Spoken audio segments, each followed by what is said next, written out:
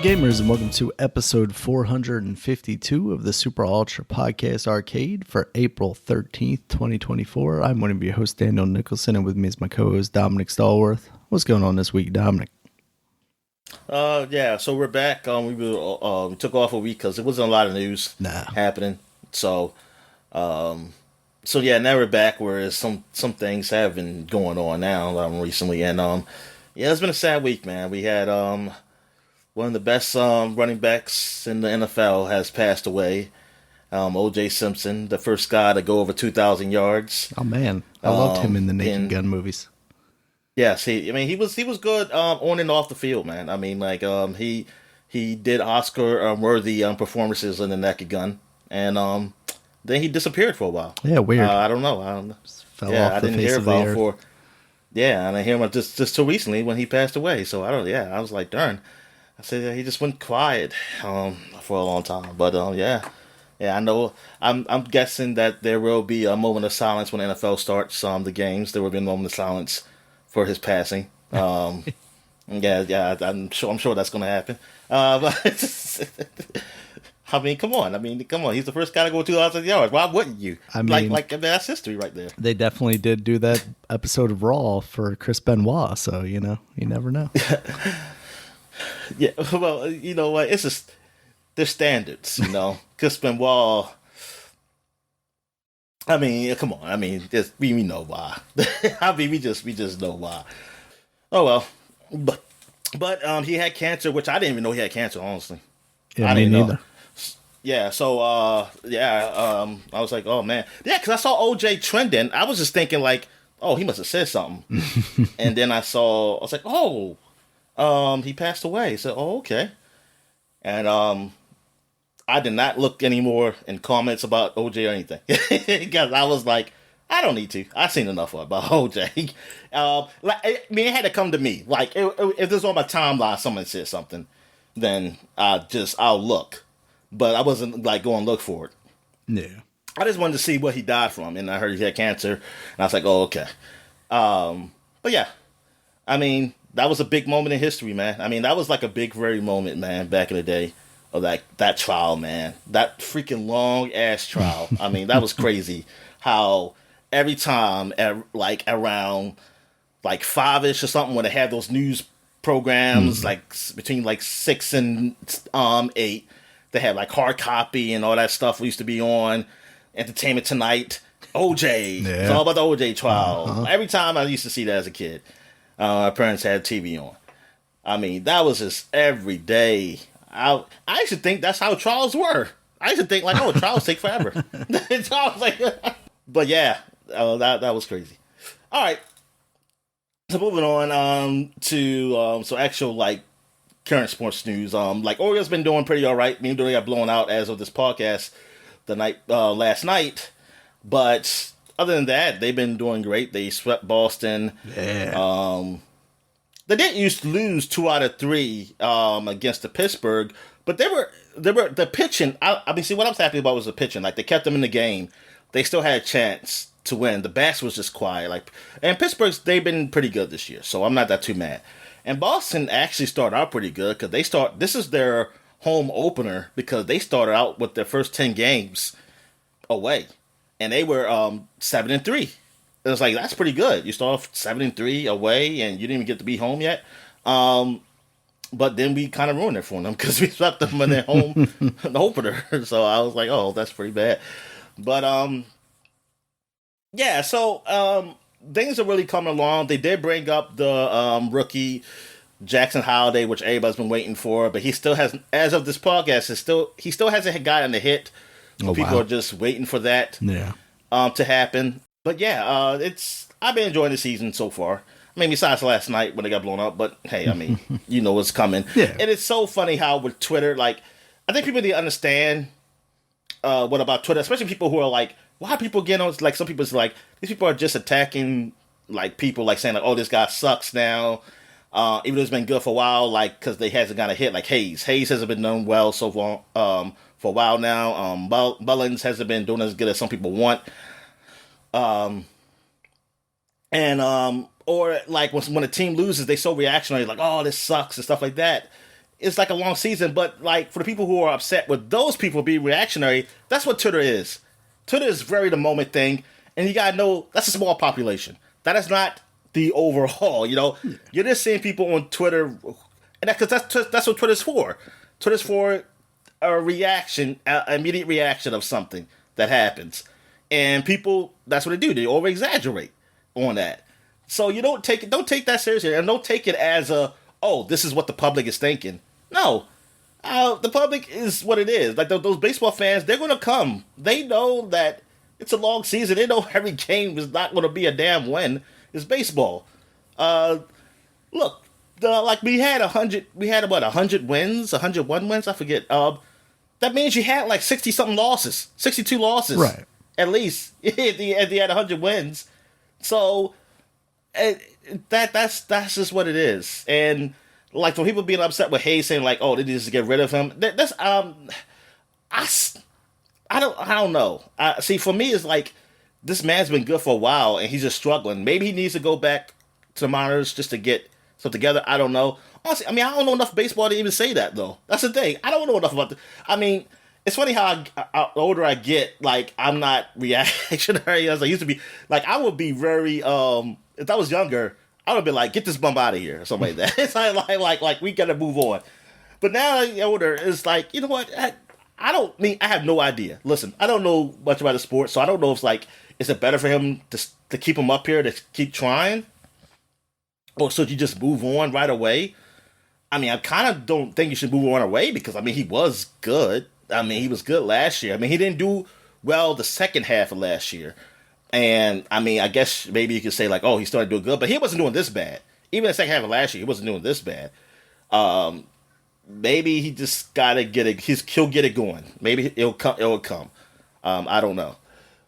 But right now the season's looking pretty good. Oh, they with the major league with all the Major League Baseball. I know some pitchers are hurt. Some key pitchers in place. I know Strider for the Atlanta, who won I believe he won Cy Young last year.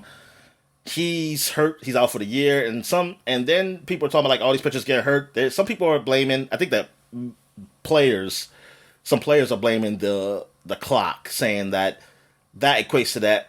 So I think that's bullshit. I think that's just because you just don't like the pitching clock, and because pitchers were getting hurt before. I remember all my life, all I heard about was Tommy John surgery all the time. Right. That was the first time I ever heard of Tommy John surgery. Like I just felt like it's almost to a point where it felt like somebody should just you going to Major Leagues? Get Tommy John surgery first before you go in, and then, so you can get that out of the way. Get your arm reinforced.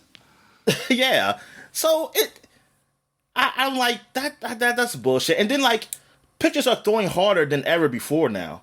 Like you got people like you're used to seeing 100-mile-per-hour ball with the closers or the guys who pitch for like one inning. Now you're seeing some of these guys, they better do it, throw the ball hard for like 5 innings. But they're also, no human is made to do that. So you're not made to throw the ball. You're not made to throw things overhand, honestly. And to throw it that hard overhand, yeah, you definitely ain't, your arm's not made for that. So you're going to get injured more. It's not because of the damn pitch clock. I can tell you that's not it. Because people were getting hurt before that. And there's even evidence of a pitcher even talking about that, like before the pitch clock even happened. So it's like, that's just you not liking the pitch clock. That's bullshit. And plus, it hasn't been enough time. It hasn't been enough time for that to be a statistic. Like, it's only been a year since we used the pitch clock in a month. So you can't. How do you you can't label that right now, like, as that's the problem. But anyway, moving on. Other sports, it's basketball is almost over. One more game. By the time this podcast is on, playoffs will start. So, with the play-in games, if you count that as a playoff, they will start already. The Wizards, of course, is not in there. They're not even going to win 20 games. They are at 15 as of right now, which is pretty damn sad. Like, you can't even win 20 goddamn games. Like my friend, he had put a bet that the Wizards will win 25 games in the season. And yeah, he lost that, man, about 10 games. That's crazy. You wouldn't think that. You wouldn't think it would have been. I mean, for the season, I would have thought they would win 25 games. I thought they were good enough for that. Yeah. Like, I was hoping for, like, can we get 30 to 35 games at least this year? That's what I was hoping for. Damn, I was way off. Yeah. I was like, no, this team was horrible. Yeah, I have much to say about basketball. Because I mean, well, NBA I had much to say. Oh, championship. Yeah. In college basketball, though, you got UConn men's winning again, back to back, beating Purdue, who lost in the first round last year, to a 16 seed, the second one seed, and they were trying to do what Virginia did, was that go back and win a championship the next year, so it'd be like, hey, you don't feel as bad. But they couldn't do it, so now you can still make fun of them for losing to a 16 seed and not winning championship. Yeah. The women's South Carolina beat Iowa. So they beat Iowa, which is Caitlin Clark's team, the best player in basketball. There was some controversy on the game before that with Iowa and UConn. Some people were saying that them calling that foul, that moving pick foul, was pretty tacky because they weren't calling it all game, but they picked a bad time to call it there, where UConn had a chance for a game-winning shot, and they couldn't do it. So that kind of sucked. But yeah, South Carolina, undefeated women's. They won every game.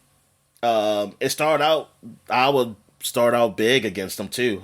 They were looking good at the beginning, but South Carolina was too big for them. Like they were gonna offensive rebounds like constantly, and it was just it became too much. Like it like in the NBA, I mean not in the in women's basketball, like size still matters, man. Size really do matter. So it was hard for those girls to get those rebounds on those missed shots and to even drive up there against those bigs. And yeah, in South Carolina, they're a good team. I mean, not just the size, they're a good team overall too. So we got the combination of that. I mean, it's kind of hard to beat them, and that's why they're undefeated. So yeah, good for them, man. Good for them undefeated. Good for Caitlin Clark too. Plus she helped really gain a lot of eyes on the women's basketball, even more eyes. Yeah, and also.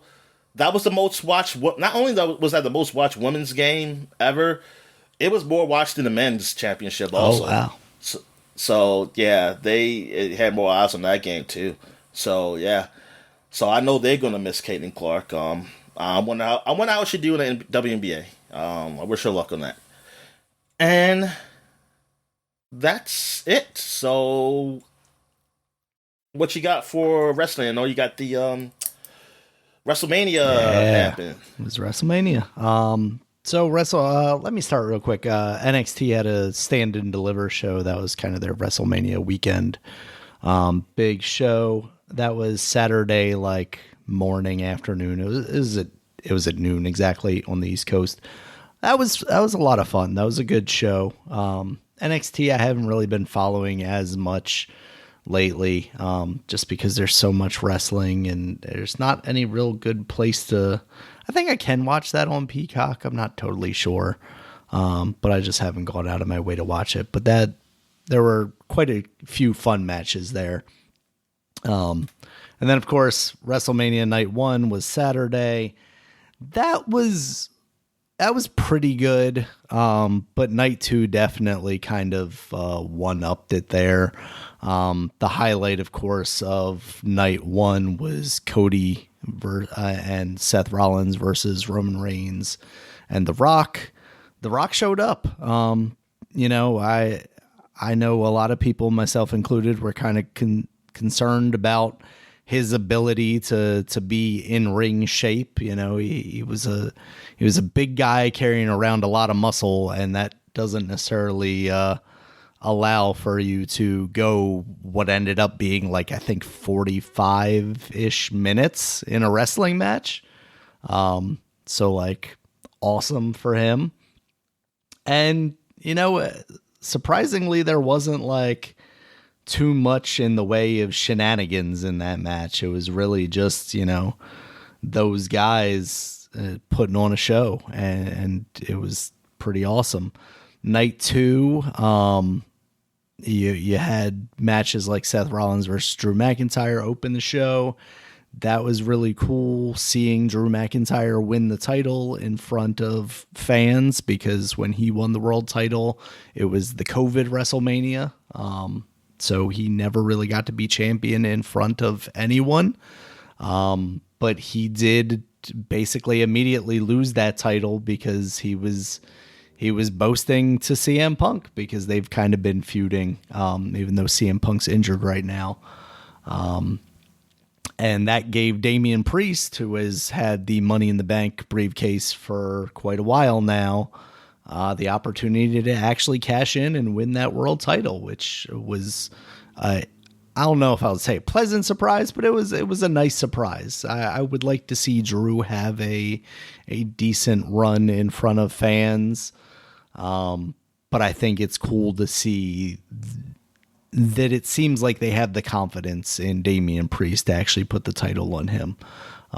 We'll see if it actually proves out to be the case, or if he just kind of flounders with the title and it was more of them trying to put a title on a guy to make the guy than, the guy make the title.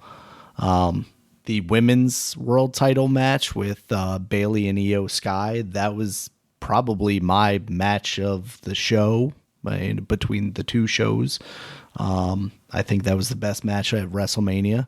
And then, of course, Cody versus Roman absolutely delivered. You get the moment of Cody winning the title finally, but you also get, they did a great job of having a really solid match before all the shenanigans kind of, came in place. And that, of course, was, Jimmy getting involved for Roman, which is countered by Jey Uso coming out. And he had previously beaten his brother on night 1. Then you had Solo Sikoa come out, another member of the Bloodline, countered by John Cena, who he had basically retired at, I think, one of the last Saudi shows. The last time John Cena was around. He put him down, so John Cena came out to counter him.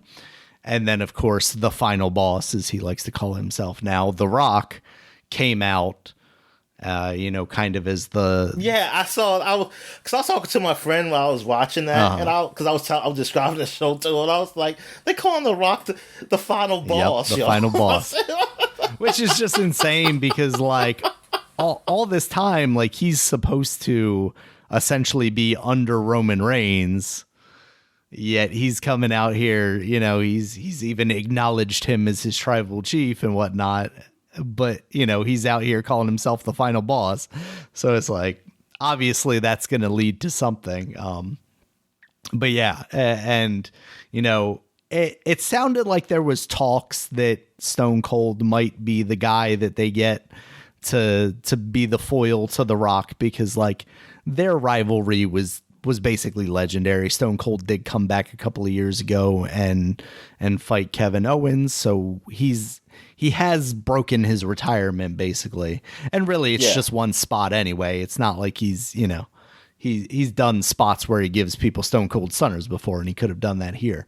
There have been different rumors going around as to why that didn't work out, whether he was sick or whether the money didn't, match up to what he wanted or whatever. It's unfortunate that didn't happen, because that crowd would have went absolutely ballistic if they had heard Stone Cold's music hit, That's what I was waiting for too. Now, conversely, they did have The Undertaker, and the crowd still went absolutely berserk for that. Came out, gave The Rock a choke slam.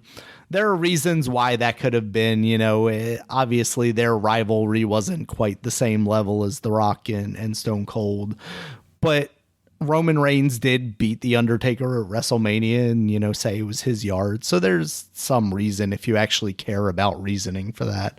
And then just ending the show with Cody actually celebrating with some of the other wrestlers, his wife, his mother, his father-in-law.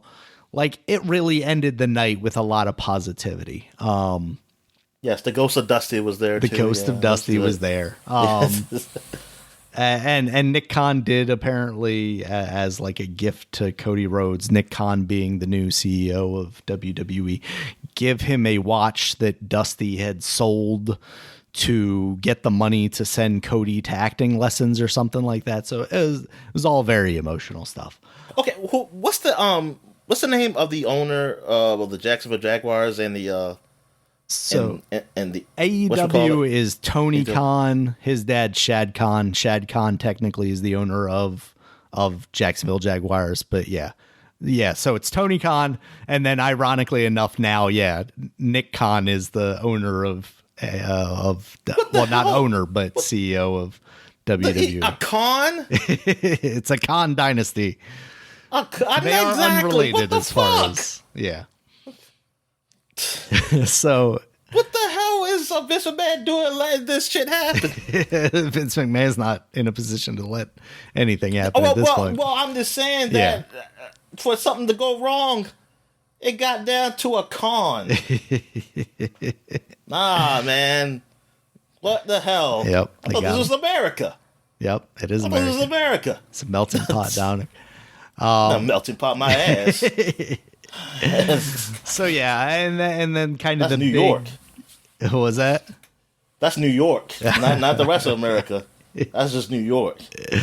New York City. And then the kind of biggest thing to come out of post WrestleMania stuff is on SmackDown. It seems like Roman's probably going to be away for a while.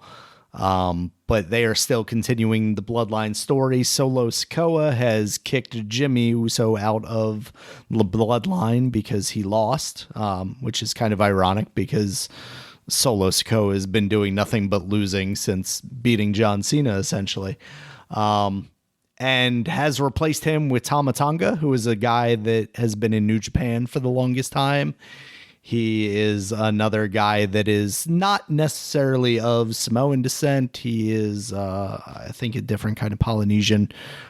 He is actually the son of Haku, or Ming, I think he used to be called in WCW. So there's like kind of this like loose bloodline affiliation thing. But it seems like they're doing something like kind of a bloodline takeover. Like Roman lost, Jimmy lost, and, you know, it seems like from them turning on Jimmy, Paul Heyman's like trying to call Roman to find out what's happening, and Solo smashes his phone. So it seems like Roman Reigns doesn't know what's going on here. And later in the show, Tama Tonga says, you know, it's from orders of the tribal chief. Now, the speculation, of course, is that The Rock has decided that, you know, he is now the leader of the bloodline because he did pin Cody on night one of WrestleMania. So he beat Cody. Roman Reigns lost to Cody. So therefore, you know, if anybody besides Cody is now the tribal chief, it would be The Rock. And I think that's a really interesting way for this to go. The Rock has now proven that he can actually go in the ring, and as long as he can keep that up, it sounds like he might be away for a while because he's got film stuff to do. And Roman, it just seems like they're probably going to keep him off TV for a while because when he comes back, he's going to be naturally more babyface, especially if they have the rest of the bloodline or what now becomes the new bloodline with Solo and Tama Tonga. Having them, you know, be these bad guys, and meanwhile he's like, what's going on here when he comes back? So that's going to be really interesting. Cody, I'm intrigued to see what they do with him as champion. Like, they've already teased that The Rock is going to face him at some point, whether that be like SummerSlam or a Saudi show or even WrestleMania next year. On Raw, he basically said, you know, I'm still coming after you. I got to go away for a while, but this is not settled. I respect you. You won. Good for you. But I'm still coming for your head, basically. But outside of that, I don't know who you have lined up to challenge Cody, especially because technically he's the champion of SmackDown, and SmackDown doesn't really have a lot of guys that are elevated to the level of challenging for the championship. AJ Styles is a guy who is now heel. He's a bad guy, but he just lost at WrestleMania to LA Knight. And he just won a triple threat or fatal four-way or something on SmackDown. I don't know if that was for a shot at the title or what. I mean, it is sometimes in wrestling as simple as, okay, excuse me. Okay, he lost that match. We're going to have him win this match. And now all of a sudden he's back in the title picture. Like AJ Styles is a star to the level of you can just put him in there at any point and it's valid enough. But at the same time, he's not going to beat Cody. So if we're getting into the whole, like, is he a legitimate threat? Then no, he's not. And that's when it becomes slightly less interesting. Now, obviously, like, we've had 3-4 years of Roman's reign basically at this point, where most of the people that we saw come across his desk were not legitimate threats. But there were a few times where they gave us the thought that, they could actually change the title there, when they had Drew McIntyre in Scotland, I think it was, and stuff like that. So, you gotta build it, I guess, but I need them to do something because this was such a big win for Cody that it feels like they need to keep that same energy for his title run. Cause a lot of times you see these baby faces win, like with Daniel Bryan, that was a huge win at WrestleMania. And then kind of his entire title reign was kind of blasé. So yeah, wrestling is pretty awesome coming out of WrestleMania. AEW. Oh, that's the other thing. I just need to mention this real quick, Dominic. So we talked about like why CM Punk left AEW. He got fired because he had a backstage incident at All In. Their biggest show, they had it in Wembley Stadium last year. He got involved in a backstage kerfuffle with Jack Perry, the son of Luke Perry, who is also a wrestler. Not just some random guy in the backstage.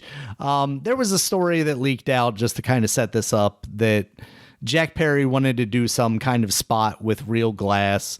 CM Punk told him, like, no, we don't do that on this show, because I think it was for Collision.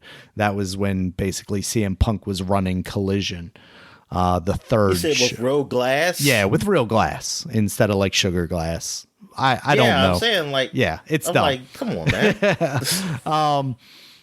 So that got leaked out through whatever means into the wrestling dirt sheets, the rumor mill, that, basically Jack Perry wanted to do this thing. He was stopped from doing it. There's a lot of speculation that came out of like CM Punk's camp, because like there wouldn't have really been that many people that were, kind of privy to that information. And it was basically leaked to make Jack Perry look bad. So on the All In pre-show, Jack Perry had a match against Hook. It was an FTW rules match, which is basically a hardcore match. And he suplexed Hook onto the windshield of a car.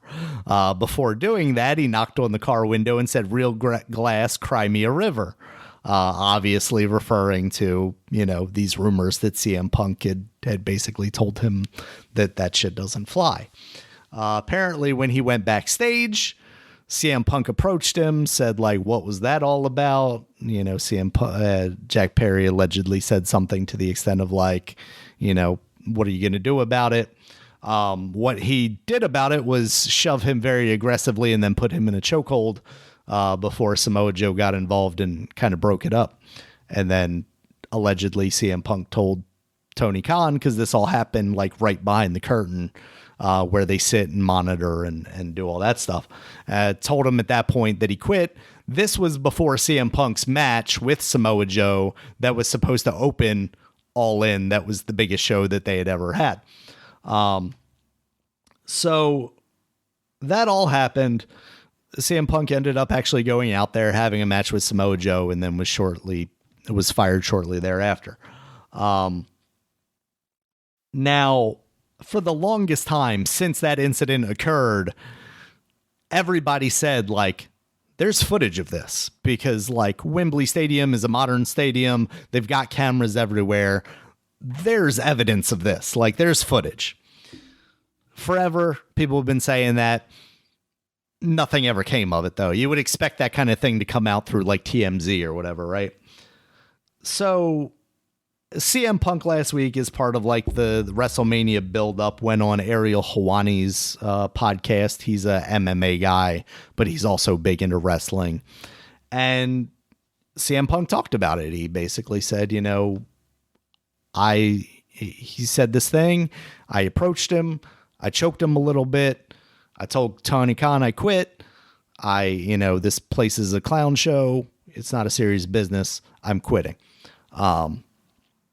So seemingly in retaliation to that, AEW, most likely Tony Khan himself, decided to air the footage that did in fact exist of this altercation backstage on Dynamite this week. Oh my goodness. So instead of like a year ago when this happened, putting it out through TMZ to like try and make Punk look bad or whatever, now is like, and they're trying to use it as a storyline thing because the Young Bucks who were involved in the backstage altercation the first time that CM Punk had an altercation are now like, they've always been executive vice presidents, but they're like in-story executive vice presidents now. So they're like bad guys that are using their sway to, do whatever. So they use the video footage as basically like they're setting up this match against FTR and they're like, your friend threw us off our game and that's why we lost to you guys at All In. And it's just like, it's like this really bad cell phone because it is basically at this point, everybody's talked about this so much that we kind of knew what we were getting into seeing this footage. And really that's what it was. It was, you see Jack Perry standing there, CM Punk comes up to him. You can't hear what they're saying because it's like, closed circuit TV. It's like security cam footage, but it's relatively clear. Jack Perry's just doing whatever. He's talking to him. CM Punk's talking. And then CM Punk just very aggressively pushes him. Jack Perry comes back at him. CM Punk grabs him in a chokehold, like underneath his arm. They bump into the table. It seems like where Tony Khan is, that's kind of around a corner you can't really see. Then you see Samoa Joe come over, kind of get them separated. It looks like CM Punk throws another like swing, doesn't hit anything, but it looks like he's, and then you see him go like behind this corner and be like, mouthing off probably to Tony Khan, just like you said. And then, he walks off and, a couple of people follow him to talk to him. But it's like, if you had shown this at the time of his firing and said like, this is why we fired this guy. Cool, fine, whatever. Same thing around the same time, if it leaked to TMZ somehow, oh no. Again, it doesn't make Punk look good. Now that he is, by his own words, said like this has happened, it's whatever.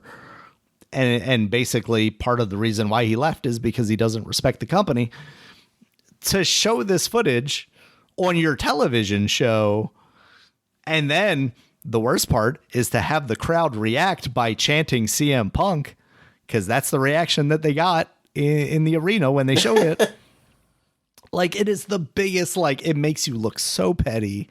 It's it is so, it tells like what he said about being a joke. Yeah. You just made it look like a joke. So you made your show look like a joke. It's really rough right now with AEW, which is sad because like they're about to have a pay-per-view. Swerve and Samoa Joe are about to have a world title match, and most likely Swerve is going to win. And he's an incredible star. Like it's going to be awesome to see this guy win his first championship, and to just kind of like sully everything by just having these like really reactionary outbursts from Tony Khan, basically. It's just really sad because it's like he's even on Twitter now, like, oh, look at our ratings are up 27% over last week's. And it's like, people are like, oh yeah, it's very gracious of WWE star CM Punk to increase your ratings. Like, it's such a bad look. The guy doesn't work for your company anymore. Just let it go.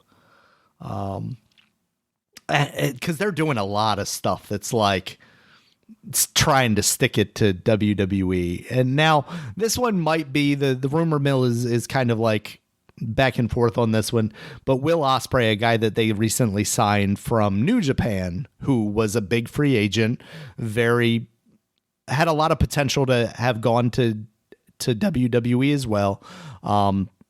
Triple H on Pat McAfee's show said basically like, some of these guys that have signed other places, maybe they just, they sign because there's a lighter schedule. Maybe they're not here for the grind. Obviously, like, kind of shitty. There have been a couple of big major signings: Will Ospreay, Kazuchika Okada. I mean, even Sasha Banks, Mercedes Moné, you could kind of put in the same realm. Yes, AEW absolutely has a lighter schedule. And if I'm having a lighter schedule and getting the same or more money, like, yeah, that's kind of incentive to go there. But so it's kind of a shitty thing for Triple H to say. But on Dynamite, again, Will Ospreay went out there and said something to the effect of like, oh, I might not be about the grind, but the only reason you're in the position that you're in is because you're grinding on the boss's daughter or something like that. It's just like, really? Yeah. Like, why are you guys reacting to them? Like, just put on your own show and make it good. And don't worry about what they say about you. Like, the only way you make yourselves look like a smaller show is by reacting to them. Because guess what? They're not reacting to you. That's what they used to do with WCW. Exactly. Exactly. Like the billionaire Ted skits and yeah, and like Oklahoma or whatever, the Jim Ross stuff that WCW I always didn't like them. Yeah, like it's in bad taste. So yeah, like, I don't know if it's Tony Khan making these decisions. It sounds like, if Will Ospreay was to say that on like Twitter, that's fine. Like, that's him expressing his opinion about someone that he feels like said something about him. But like, to put that in your show, it just feels childish, I guess. Wrestling is inherently childish, but like even more so. Yeah, so wrestling is good right now, and AEW needs to find their footing a little more, and I'm hoping, with this pay-per-view coming up and a title reign from Swerve, they can maybe focus a little more on building up some of these new guys that they have brought in, even getting the women's division more in line with Mercedes Moné, getting back in the ring, stuff like that. Like, they've got so much talent there, and it feels like it's kind of being squandered at the moment. And I don't know if it's all due to Tony Khan, but at the end of the day, he is the top, and the buck kind of stops with him. It really would be in his best interest to find someone to help him either book the show. I mean, I know he has like Daniel Bryan or Bryan Danielson like helping out with some of that stuff, but like, he's doing that. He's doing Ring of Honor at the same time. Like, maybe he's just being pulled too thin, and because of that, he's, getting worked up about stuff that he doesn't need to. Scott D'Amore, the guy that was running TNA recently, was fired, seemingly because of his desire to actually like buy the product away from Anthem, the parent company. And he has done an incredible job at turning that company around from basically what was a joke to a relatively like fourth pillar behind like New Japan and AEW and WWE. it would really be in Tony Khan's best interest to get him in there, even if it's just to do Ring of Honor so that Tony can focus on AEW.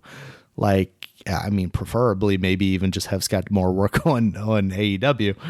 But like, man, Tony Khan just seems like a guy that is an internet weirdo with way too much money. Like, he's one of us as far as like Redditors go, but also has just way too much money. So that combination of things makes him like borderline dangerous. So yeah, he needs to continue using that money for good and employing good wrestlers and putting on a good show. I look at him, I just think of like him, like his father, like when he goes talk to his father just looks down on him. It's like, you just got this wrestling thing here, or something like that. Like he's disappointed he dad just, perpetually. Yeah, he said like he go to his dad and say, "Hey, look what I'm doing here," and stuff like that. It said, "This is just kid shit." He said, "You still ain't ready for the big time." You're not ready for the Jaguars. Yeah. But Dad. Yeah. I just feel like it's like, I just want to prove myself to you. Yeah. So that is wrestling. It is good, but also maybe bad. Also, real quick, Jon Moxley of AEW did just win the New Japan World title last night. So that's kind of crazy. Good for him. Maybe keep himself away from AEW for a little bit because it's messy. So yeah, that's kind of cool. There's a joke post saying, it's been 5 whole days since a member of the Shield, which was Roman Reigns, Seth Rollins, and Jon Moxley, has held the world title following WrestleMania Night 2, where both Seth Rollins and Roman Reigns lost their title. Thank God the drought is over, which is pretty funny. So, all right, Dominic, that's it. All right. So I guess we get to what we were watching. So I watched Shogun, the first episode of Shogun. Mm-hmm. I believe it's still going on, or it might have just ended. It's one or the other. I don't know how many episodes it's supposed to be for, but I checked out the first one, and it was pretty good. It's pretty authentic, and what I mean by that is like that there's a lot of it's Japanese spoken, so subtitled, and thing is, when the Englishmen who do come over, they speak English, but apparently when they do speak Portuguese, they also speak English also. So so I guess that's to keep it, without just keep reading subtitles or something like that, so people go, so we can just understand. But I mean I enjoy it. See, so like even though like I'm not a big subtitle guy, but since it's something I enjoy. And I like that kind of period piece kind of stuff. I love that period piece kind of history shows that are in that are pretty good. The good storylines and things of that nature. So I like the first episode. So I will continue watching it. One of the actresses in there, I know one of the actresses, I forgot his name. I've seen him other places. He plays a Spaniard. In this, he's a regular. I forgot his name, but I see a lot of Japanese actors in other places. Some of these actors, I know their faces. I don't know their names. I was going to say I'm looking at some of their faces, and I definitely recognize them from. Yeah, and of course the actress, the woman, she's I seen her recently in the the Monarch series. So it's just like it looks like she's really getting some time now, like I'll see how this goes. I mean, it's got good ratings. I think I was talking to my dad about it. I remember he saying like he saw people comparing it to like Game of Thrones. Oh wow! Kind of, production value wise, like that. Yeah, I know. Yeah, exactly. The intro is kind of like it. Kind of reminds me of it. Yeah. I liked. I don't think it's the intro in the first episode. I think it's the second one when I saw it, and I was like, "Oh, I like it." It has that what's it called when they sweep the sand? When they do the Asians do. It's something they do like that, and they get angry when you step on it. I know I always do. Where are you going? That you're stepping on people's rakes. There's places like that they have it like a display or something like that. And then I just like to say, like, I want to mess it up. Oh, so you're doing it on purpose. Got it. Yeah, yeah, exactly. But I do, because I know they work so hard on it, and I just hate the world, dang. But I was joking. No, but yeah, the intro kind of starts.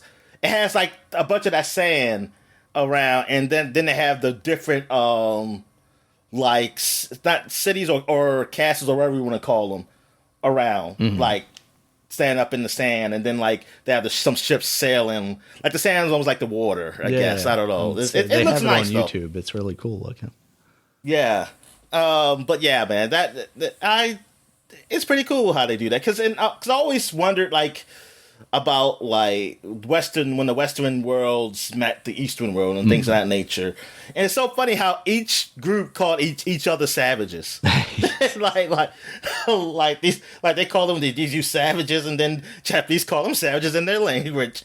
And because it's just that like, and thing is, it's different. Like you look at it as it's different how when the Westernization met with like the Native American stuff like that.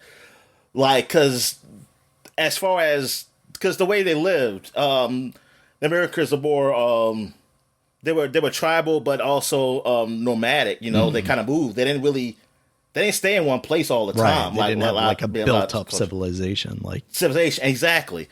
While you go to Japan, you're seeing like, hey, they're kind of similar. Yeah. You know, I mean, Japan or China.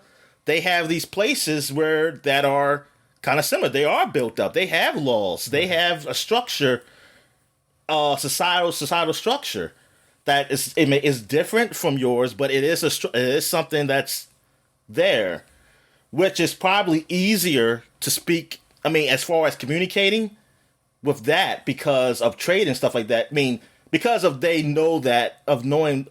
It's probably easier to really communicate with that. Because, like, if you communicate to people who don't understand, you'll know the reaction can be totally good or bad. like, because they're going to see you as a threat because they don't understand what the hell you are. Or maybe they'd be too understanding. You could take advantage of them, which, we've seen that. While it would take a little more for, like, you to do that stuff with these cultures.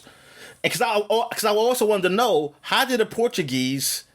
Because some of these Japanese are Christian, and the Portuguese, they brought that over. I was like, how did they get these people to convert? Like, why they convert from their religion?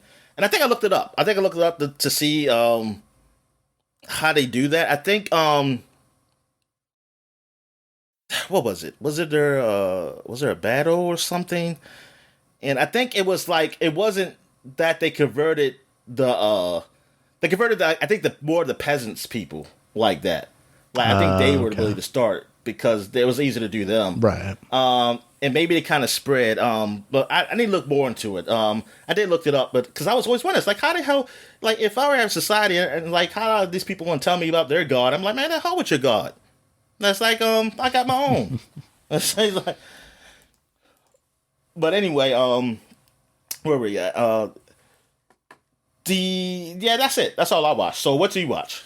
All right, so I watched Dungeons and Dragons: Honor Amongst Thieves. That's the one with Chris Pine and Michelle Rodriguez.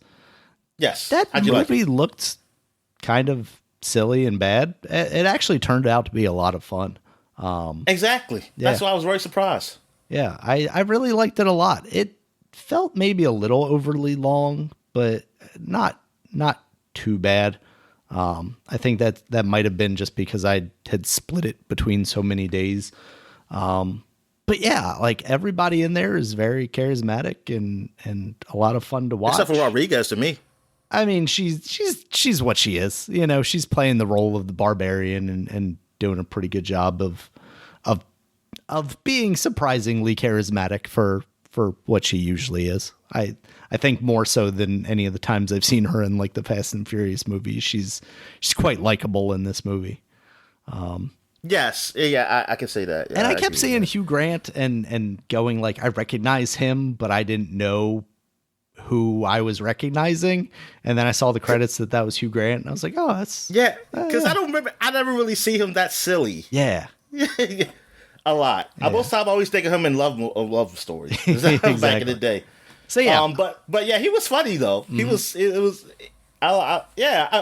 was a funny it was a good movie that I was surprised. Like it did, like it looks. Like, it could have gone really bad. It could have been like, oh, this looks so cheap. That's what I was expecting. And that's the other thing. The CG, like, everything looked really good. I was quite surprised.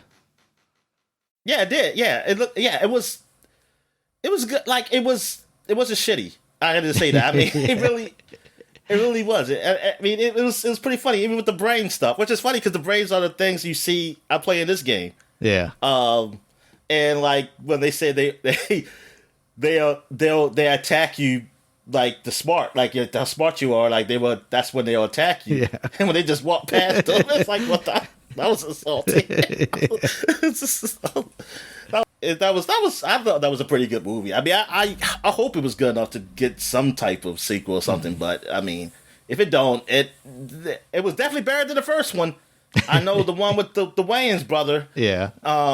In there, God, that was horrible. Did you see that one? No, I don't think I ever saw that one. Because I heard how bad it was. Good God. That was horrible. So, yeah, definitely recommend that. The movie was really fun. And then I also watched the Fallout. I watched on Amazon Prime the new Fallout show that's based on the games. The first episode and part of the second episode, so far, it's really good. Just like I mentioned with Dungeons and Dragons, I think it's better than Halo. I haven't seen Halo, Dominic, so I can't say that. Well, it probably is. I'm pretty sure it is. But yeah, they do a good job of setting things up in this first episode. The first episode is like an hour and 10 minutes, so they have quite a bit of time, but they are exploring different characters. Like you have Walter Goggins, who's a ghoul. They kind of set up his like pre-explosion life a little bit right at the beginning of the show. And then you have the Vault Dweller Lucy, who has like very Zooey Deschanel vibes. Like the Vault stuff is like, they do an interesting like split of light comedy. Like they're just kind of silly things that you're like, okay, there's something off here. But like with very brutal violence in this show, there's some gory stuff in it. And then you also have this character that's part of the Brotherhood of Steel, Maximus, and he's kind of at the lower levels and aspiring for more. And this first episode does a lot with building up not so much Walter Goggins, really. You really see kind of his beginnings, and then at the end of the episode, you kind of see where he is now. Really, in this first episode, you see Lucy and Maximus mostly, but they do a really good job of setting those two characters up and kind of the journeys that they're going to be on, and lay the breadcrumbs of how they will probably all converge by the end of this season. The money is definitely on the screen. Everything looks good. I will say, I mean, like the Fallout suits, what are they called, Dominic? Like the mech suits that the Brotherhood of Steel has. Oh, they power suits. I forgot what they power armor. Yeah, the power. Power armor. Yeah. They look silly, but they've kind of always looked silly. Just the proportions and everything. They don't really change them. They're very true to the game. So as silly as they can look in the game, they also kind of similarly look pretty silly in the TV show. But it's not bad. It's just like, yeah, this that design doesn't necessarily translate super well to live action. Yeah. But yeah, like you wouldn't, like in real life, you would never make a suit like that. Exactly. I mean, unless you were in the post-apocalypse and you only had like a limited number of parts, I guess, maybe. Well, yeah, but I definitely, it just doesn't seem too mobile. No. I mean, like turning around and stuff. What's behind me? Oh yeah, someone killing me. Yeah, so I think it's very good. It's definitely intense. They've got, like I said, some very gory violence in there. There's definitely some cursing in there. It's an adult show made for adults. They're definitely going for the HBO kind of audience. Or the Breaking Bad audience even, but I think it's a little more extreme than that. Yeah, but I'm very optimistic. I've seen pretty high reviews for the show, so it sounds like, it's only up from here. So I don't know. Some people were mad at it's not going. It's going against the lore. I saw some article on one of those, the Google news stream thing you get on your Android phones. I was I'm not gonna click on because I don't give a shit. Exactly. But because they said the creator responds to the people who said that it did not go that it went against the lore or something like that. It's like, oh god. Yeah, I know what I've seen so far, and I don't know that it's even come up in the show that I've seen yet. But apparently, Voltec in the show is who dropped the bombs, and I saw some headlines about people complaining about that. But I don't. Oh, so who did drop the bomb? Because I don't even know. I don't think they ever actually say in the games. I don't think they're explicit about it. I was about to say. I just assumed it was the Russians. Yeah, it was that time, Dominic. It was the Cold War. But do we ever see outside of? Do we know what outside of America looks like in those games? See, that's what I don't. The games. We did go to Alaska. Played, yeah, that's it. 3, but yeah. I guess you found a way to go to Alaska without touching any Canada. Exactly. Just take the boat around, Dominic. Yeah. So, yep, but that's what I've been watching. It's promising. I'm going to continue watching it. All right. So now we can get to what we're playing. So what have I been playing? I've been I'll do mine since you've been talking for a while. I appreciate it. So I've been playing. Oh, I did finish Man Eater. I finished Man Eater, the main story. Apparently, there's some other stuff after. I don't know if this is the DLC, because I was thinking of something I had to pay for, or was this just something? There is a post game that they gave for free. I have no idea, but that's why I left the game still installed on my computer. Cause I was like, I think maybe I'll go and try this out. But overall, it's an alright game. It gets a little when you, like I said, it gets tedious because you do the same things, and but you know what? If you kind of just go straight through the story, it's kind of quick, and I think that's a good amount of time for it. If you try to do everything, if you're trying to do everything all this little side quests and collectibles, then that's what it's going to be tedious then, because that's just what it is. Yeah. But I do like when you're kind of going to the ocean part, of the Gulf, the kind of open area part, and now you're seeing killer whales and even sperm whales you gotta fight and something like that, and they're big, and then the ocean is so big and stuff, and it kind of gives almost that kind of scary feel of the unknown, because it's a wide ocean. But then I gotta think hey, I'm the man eater. I should be. I said, who cares? I'm the alpha predator here. Yeah. But yeah, so the post game is supposed to deal there's another new alpha or something out there, and you're going after it. And I'm thinking that's what I see, because I see that there's the special edition has this special looking shark up there. I'm guessing, that's maybe that's the one I have to fight, because I'm not a hammerhead. I'm a bull shark. Well, a mutated bull shark anyway. But yeah, so yeah, it was this game is fun. It's funny. It's definitely hilarious if you hear the dialogue. I had to make sure to turn down the sound effects so I can hear what they're saying sometimes, because I be playing and they talking. I was like, oh man, I can't really hear. But yeah, it was a good game. I'm surprised it's not a sequel or anything with this, but then again, I'm kind of not surprised, because I think if this game came out like maybe like 15 years ago or something like that, there would have been like 3 of them by now. Yeah.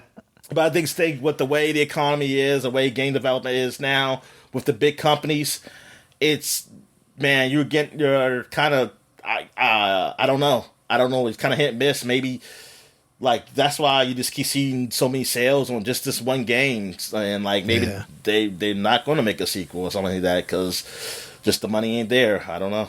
But anyway, what else have I played? I played some more Dead Island 2, my friend, a bit. I played a little bit by myself, too, because I was just trying to do some of the extras, the side missions. It seemed like the side missions where you had to look for people, I think only a few times I actually found people, but most of the time they're already dead and turned to zombies, so you gotta end up fighting them. Mm-hmm. So that's all I always seem to expect. It's like, oh, okay, so this is gonna be probably the big boss, is the guy you're supposed to find, and because it's like he's gonna be dead, and then he's gonna be some super zombie.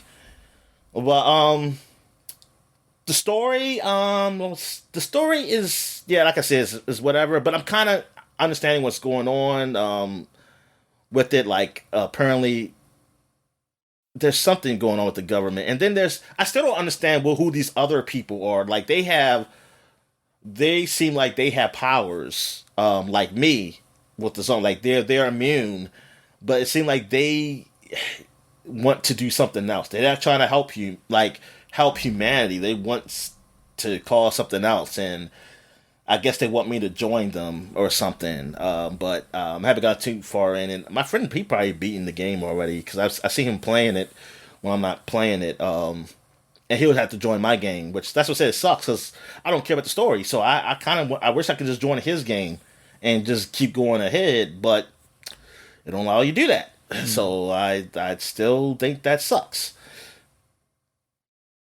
But the weapon customizations are pretty good, but it's getting to a point where I'm just tired now of collecting new weapons. And now they do have it where you can just use your money towards just to level up the weapon you have to the level you are, so you don't have to replace it. But it's expensive. Like, I get to a point where I can't even afford to do that all the time.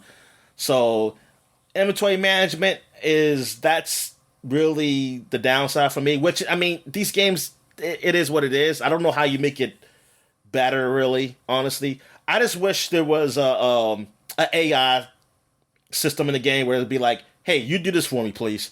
Just pick the best weapon I can possibly have, and with the money I have, like, just make the best I can do.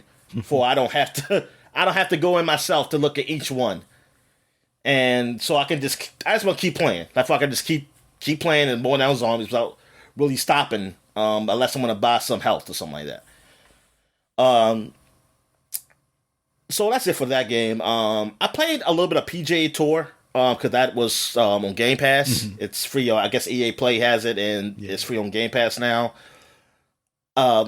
They need an easier mode for me for this game. Because I remember playing EA, and maybe it was just the Wii version that did it.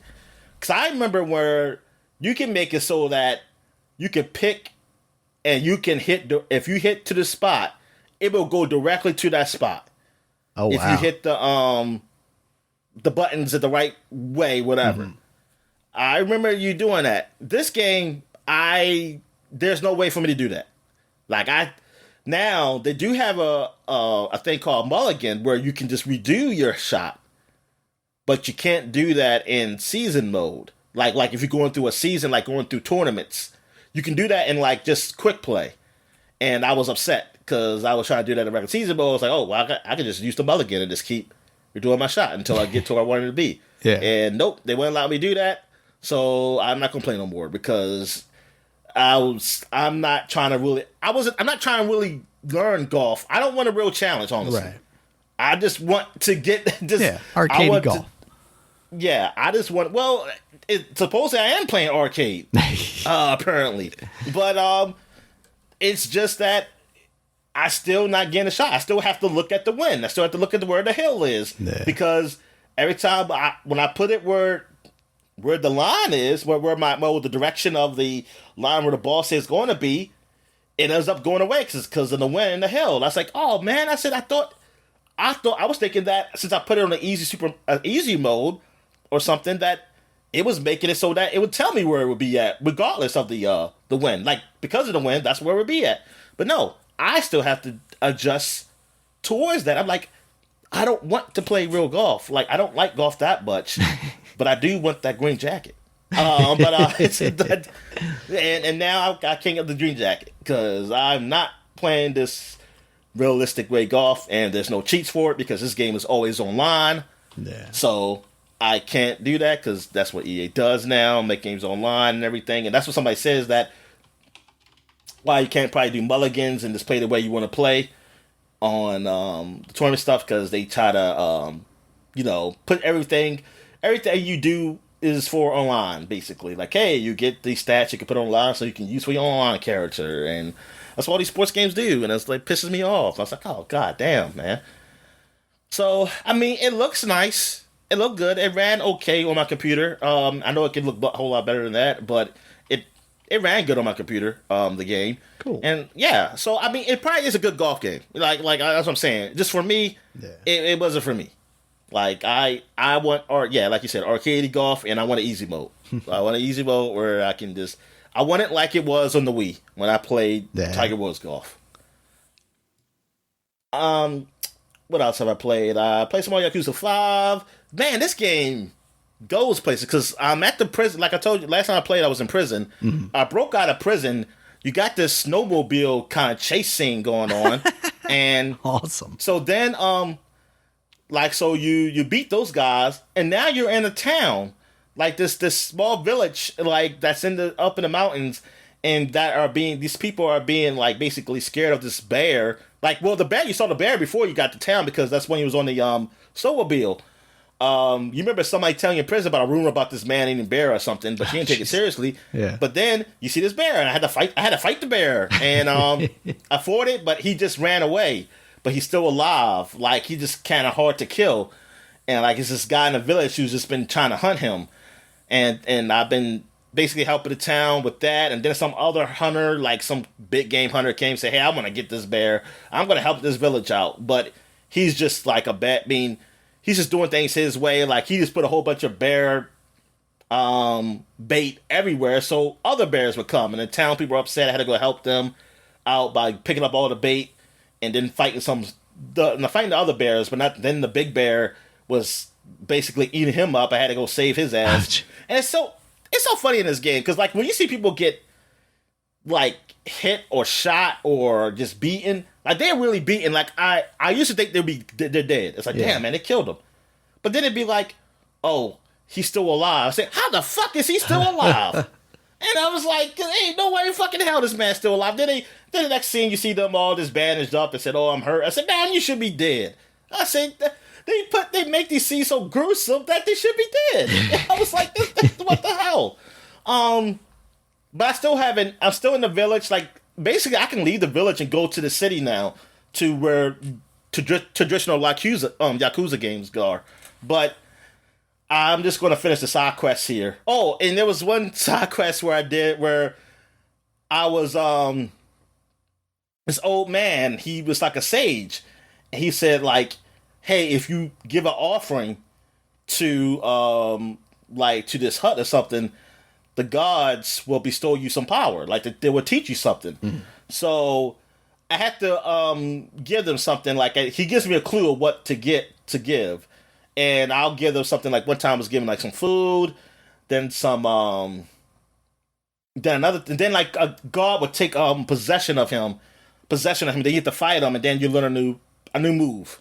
And then, like, so I was giving food one time, and then I had to give something like expensive stuff, and I was like, okay. And then, the last thing, it was weird, because it's like a sacrifice, the gods usually had sacrificed virgins or something like that. And I was like, what the fuck am I supposed to get that? And then I looked online and said, get a nudie magazine or something. So what the fuck the gods want a nudie magazine? So I gave that. And then I guess it's used as like the girls in there, but I was like, I don't know if they're virgins or not, but whatever. So I did it, but then you find out that this was all a trick because the guy even he even got the gods mixed up. When he talked to me, then I realized like, wait a minute, He said, what's going on? I was like, what's going on here? And they realized he was tricking you to give him stuff. So basically, he wanted that nudie bag. That's when it got the nudie bag. I was kind of thinking that too. It's like, wait, this is a joke. I was like, because this ain't no. The guy probably was, and it was. Like the guy was just collecting stuff. He was saying like, yeah, I just wanted you to collect things for me because I was too old to leave. He said, but you have learned new moves, and I'm sorry, I would never do it again. And then it was like it was like the scene disappearing. But then your character's like, oh, no, wait a minute. No, he say, you made me do all this shit, and you just going to leave? He's like, you just going to leave and just say sorry? Something like that. He said, you better explain. It was funny. It was a funny scene. That was pretty cool, though. But this game, like, I'm just on the second character, and I was like, God damn, this game is long. And, like, these cutscenes are like...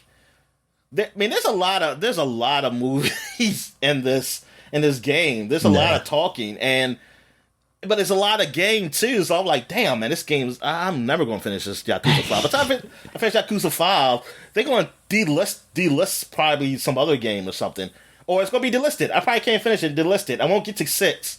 And maybe I just have to jump right into Yakuza...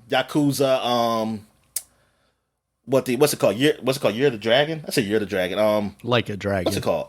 Like a Dragon. Like a Dragon 2 maybe up there or something like that.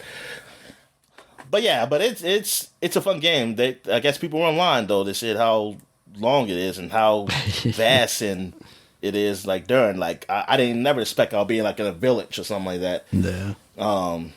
It's crazy. And fighting a bear.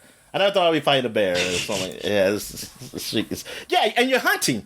And you also, it's hunting. Like, you're going out, you can hunt, you put down traps, and then when you go back and hunt again, you see if your traps collected something. Or, like, if you, and then, like, you see some deer, you got a gun, you can hunt deer and things of that nature. You got to shoot them in the head, then you get bears, you got to shoot them in the head, too. Makes sense. Oh, well, they say a good hunter can shoot a bear in the heart. Wow. That's better. But thing is, you gotta get the bear to stand up. And you gotta be a good shot. I was gonna say, you gotta get the bear to hold steady for you. Yeah. I mean, or like, if you just if you're really that good of a hunter, you're a good sniper kind of shot. Like, you can just get it when he just moves and trust me, get Dominic, that heart I'm right not. But yeah, it's like, damn, man, they put a lot in this game. Yeah, this is definitely like the San Andreas of Yakuza games. Right here. All right. What else have I played? I played some more Persona 5. I don't think I have all the characters yet, but I've got to a point in the game where you think you have the bad guy villain, which I'm guessing like this can't be the villain because this is. It seems like I'm missing something. Like I'm missing one of those characters, and it's like, yeah, it's too early. Like the school year's not even over yet. This game usually lasts a school year, so I was like, yeah, it's like, yeah, I didn't find a villain. So I'm on like summer break right now, so you just be able to do all this extra stuff if you want to do, like get done, either like talk with your friends or go hang out and do some side quests or something. But yeah. What else have I played? Did I enjoy any? I think that's it. I don't think I didn't play in Diablo 4. Every time I keep thinking about playing it, I just decide not to. I know it still got the issue. And finally they told Xbox Game Pass people what to do. They said you have to restart your computer and don't open the Xbox app. Just open the Blizzard app and update the game. Wow. And I'm like, this is ridiculous. That is ridiculous. I can't just update the game. I can't just update the game like right now because it comes with an error. I said, what the fuck is wrong with this? What's wrong with the game? With your system that I have to do this? They did not build there to be a intermediary between or something. And maybe it shouldn't be. Maybe Xbox should have fucking just put it on their fucking Xbox app. Damn. It's too much work for everybody, Dominic. Yeah, it is. Or maybe you should have forced that to be your first game until you can get that to work. And yeah, what's up? Like, come on, man, just put some more games out. Yeah. Like, what's the fucking hold up? Just release some freaking games. We got to save it for an announcement at Jeff Keighley's Summer Games Fest. And that's what people are saying. It's like, why does it have to be an announcement for each game? Just do what you do with these other games. Like you shadow drop Dead Island 2. You ain't tell nobody. Yeah. All right. Yeah, that's it for me. So what you play? I've finally got back to Prince of Persia and the Lost Crown. I've been like putting some serious time into it now. Beat the first boss, and then it's the one that gets kind of teased at the end of the demo that you don't actually get to fight. It was relatively difficult, but not too bad. I think the combat system in that is so good that you kind of just flow with it. Like it definitely took me a couple of tries, but I never really got frustrated. It was more me about like missing cues, because they do a good job of kind of telegraphing what the enemy's going to do. You just need to be able to execute on it. I've gotten a couple of power-ups. I'm now almost as powerful as I was in the demo, because in that demo, they do give you a couple of abilities that you don't have at the beginning of the game. And I did kind of miss them. Hold on, I'm going to sneeze. All right, sorry about that. So I did finally get those powers. It's one of them's like kind of a dash not out of a jump, but you can use it out of a jump. And you can also use it in combat to kind of get through enemies a little easier. Is the dash like, can you keep using it, or it has to charge back up? You can pretty much keep using it. You have to touch a surface, so you can't just dash through the sky basically and fly. But you can bounce off a wall and then dash. And the nice thing is you can dash in any direction.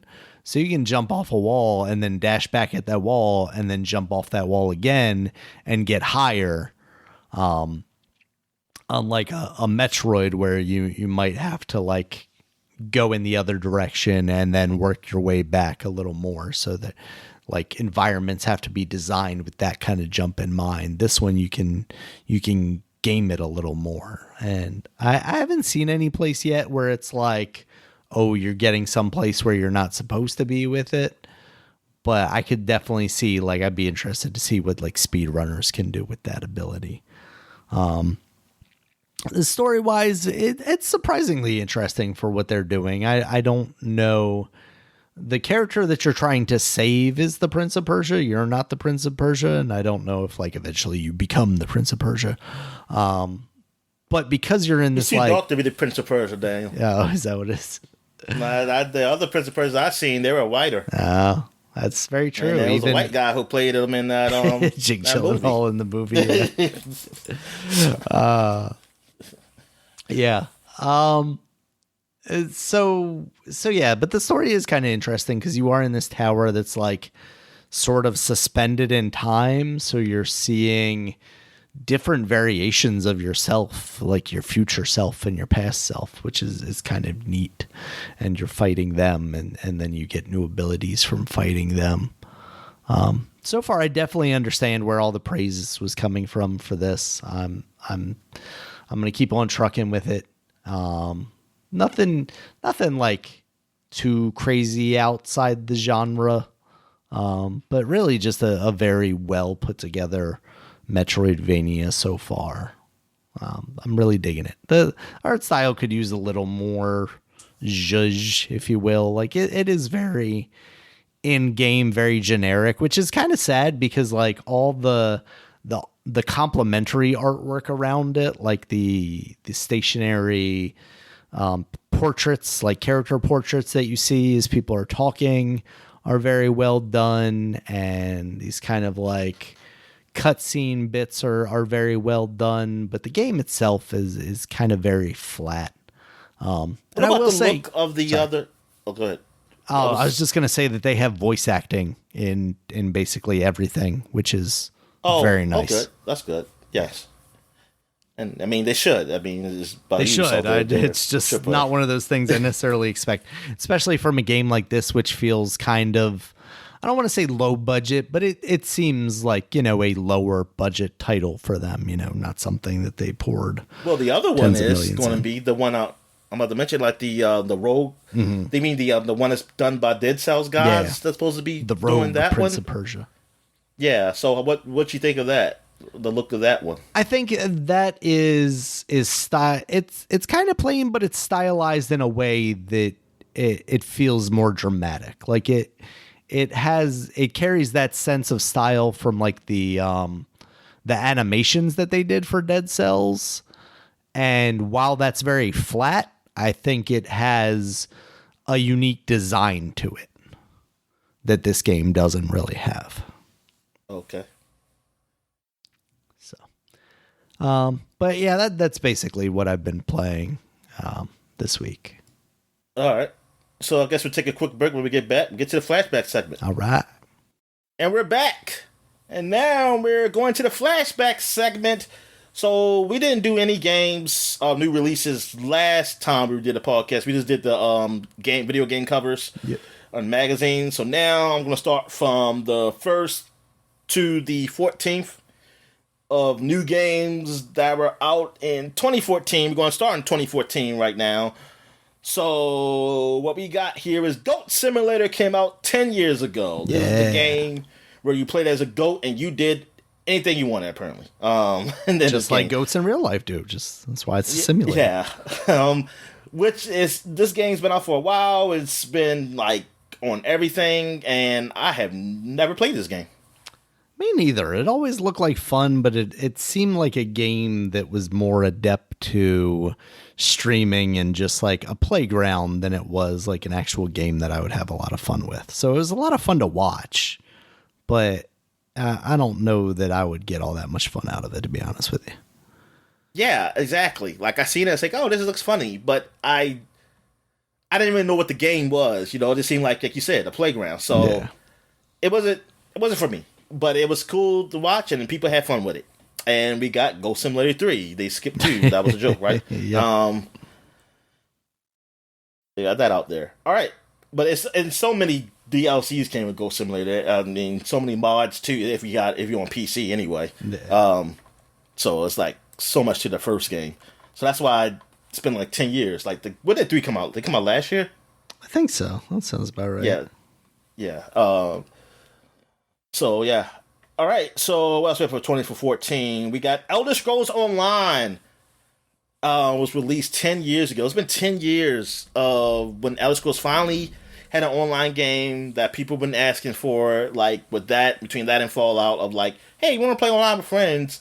But they made an online multiplayer game, which, you know, it's not what I personally wanted, but it actually did well. I mean, it did pretty well for that, and now that it's on Game Pass, now that I actually tried it, it does feel like an Elder Scrolls game, and you can play it basically by yourself. At least so far what I played of it. So it's nice. It's just that, you know, it's a massively multiplayer online MMORPG, so you're not going to be able to do mods and shit like that, or I mean, you shouldn't anyway. But yeah, I mean, but people, it's been enjoying it. It's been having so many updates, and they have expansions have come out. It's really done well for itself. Like every year, I heard about like a new expansion for it every time they have a Xbox show or Bethesda show or whatever. So yeah, it must be doing something right. So yeah, but like I said, I was surprised. Like when I finally got my hands on it and I played it for some hours, I was like, you know what, this game, it does feel like an Elder Scrolls game, and it doesn't feel like an MMORPG. I mean, even though I see people around, but once you get into like going through quests and stuff, it's like I'm playing an Elder Scrolls game. But thing is, see, with me, I always put in the cheats for Elder Scrolls games. So I feel like, oh man, I'm moving too slow, and I can't jump 25 feet in the air like I usually do in these games, or walk through walls. So I was like, see, I like to do those things, or have the ability to when I want to. So that's the only downside for me. What else we got here? We got the Xbox Connect game, Connect Sports Rivals came out. Made by Rare, Dominic. Like this is like the pinnacle of the lowest that Rare God, I feel like, when they were like, you're relegated to avatars and Connect games that maybe work all right, but sometimes don't, because the Connect is only okay. Yeah, man. It's been a sad thing with Rare. Like Xbox really did not take advantage of having them, even No. when they're at the height of the brand with the 360. The most they got, the highest thing for Rare was Viva Pinata. Yeah, absolutely. Like that was the best thing they done. I mean, that was a well done game, but that's it.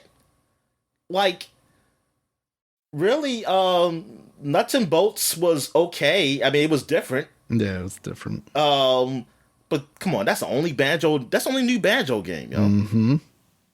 And then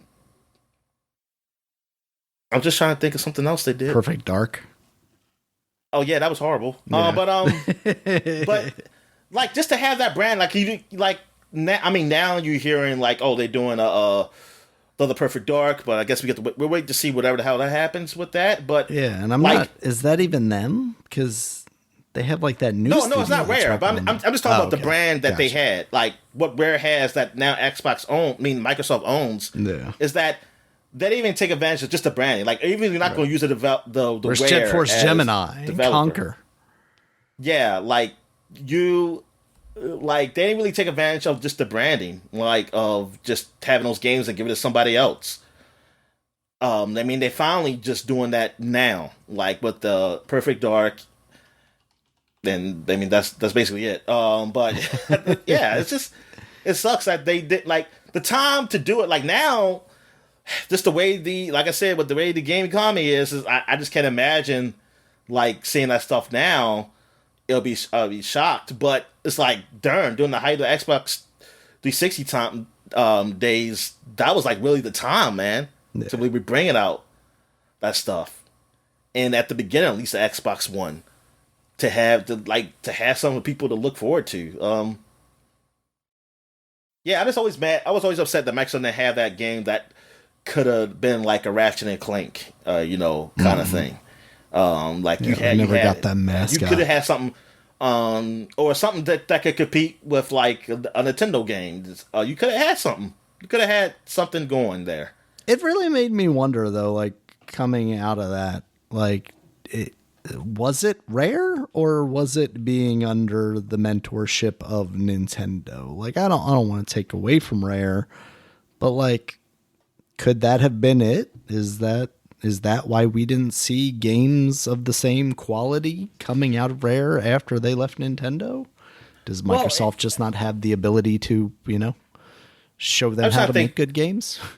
Like for me, because I see only things I know about Rare is that I was least playing Rare was, of course, the Donkey Kong Country, but then when it was N64 with the 3D platformers. I didn't really. 3D platformers kind of went away though. As far as the other company, like it was only Ratchet and Clank. Yeah, because even Spyro kind of died off pretty quickly. Yeah, Spyro and Crash Bandicoot, but they never got really rated well in that way. The only platformers you had were Nintendo, and they weren't always doing 3D platformers, but they had Mario Galaxy, I'm trying to think of another one. What was another big 3D platformer from Nintendo? A lot of them was kind of like 2D, 3D. Yeah. Because they really did kind of go back, Yeah. So really, and then Mario Odyssey, yeah. So, like Rare, I only really known them for that. So I guess like they're really maybe they wanted to move away from that, but they didn't really do anything. I mean, the things they did, like that was the Xbox, the late Xbox games. They weren't like Grab by the Ghoulies. Yeah. It wasn't. It was just average to below average. How are they For not some the reason, team to make Blinks the Time Cat? that's what I'm saying. They're not that team, right? No, I don't think so. Yeah. I was about to say. Yeah, that they're not that team because that I think controls would at least be a little bit better if they were the ones who did it. Because those controls were horrible. Yeah. But yeah, grabbing the Ghoulies. What was the other game they did up there? The Conquerors was just a remake. What was? There was another game they did. BC darn, that's the only one I can freaking remember. But yeah, they just haven't done anything. Yeah, they really Not of any significance. I mean, that's why the biggest game that they put out on the Xbox, I feel like, is the Rare Replay, which is just revisiting all their old games. Oh yeah. If you count that, yeah, the whole all that. But Viva Pinata's probably like as opposed to like individual game. That's true. Yeah. I keep forgetting about that, and you just mentioned it. Yeah, you do have to give them credit for creating that because that's a pretty awesome game for what it is. Yeah, it was. It definitely was. And it's almost seemed like Microsoft kind of they could have made. I'm surprised they didn't try to at least keep making that like some versions of that. Yeah. I mean, it looked like they were, but then it just stopped. All right. So, anything else for 2014? I guess that's it. That's it. That was worth mentioning anyway. Yeah, it really is. So now we're moving to 2004, 20 years ago, and we got Fight Night 2004 for the PS2 and Xbox. So why is this one a big one, Daniel? I don't know if it's a big one, but it's got Roy Jones Jr. on it. I thought this was maybe one that had come out on the GameCube also, and I thought I played it, but I don't see a release date there for it, so maybe not. But it does say Next Generation ranked it in the 68th highest games during that. Yeah, I'm trying to think which one came out on the GameCube. Because what was it? It wasn't until the 360 era that we got. What were the newer ones called? The bigger ones. Oh shit! No, wait a minute. I thought they were called Fight Night. I think it used to be called Knockout Kings. Knockout Kings, yeah. Okay. And then they changed it to Fight Night. Then they changed it to Fight Night. then they changed it to Fight Night. And then the one. It was big because of how it looked visually. It was really it looked really good on the 360. But What was that? Was had that story round mode. 3? It was like Fight Night. What's that called? Round 3? Yeah, I don't know. I just know round it was, 3, but that's Muhammad got Oscar Ali. De La Hoya on the cover, and I don't remember that being the one. But round 4 was the one with Ali and Tyson. But I feel like that's too late. I feel like that came after. So maybe it was.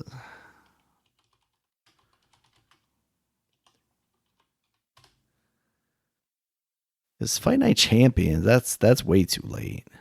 Yeah, that's way too. That's the one I really played a lot because I like the story round mode. 3. But yeah, that was just the visually impressive. But yeah, nothing spectacular about Fight Night 2004, I guess. Yeah, wasting my time. All right, all right. So what else we got here? We got Painkiller. Came out for PC. Awesome. So tell me about this game, Daniel. This was basically like the spiritual successor to a Doom or a Hexen or Heretic kind of game. Fast paced, this came out after Serious Sam, I believe, but was more like gothic. See, I always get those games confused. Like, did they have the same story?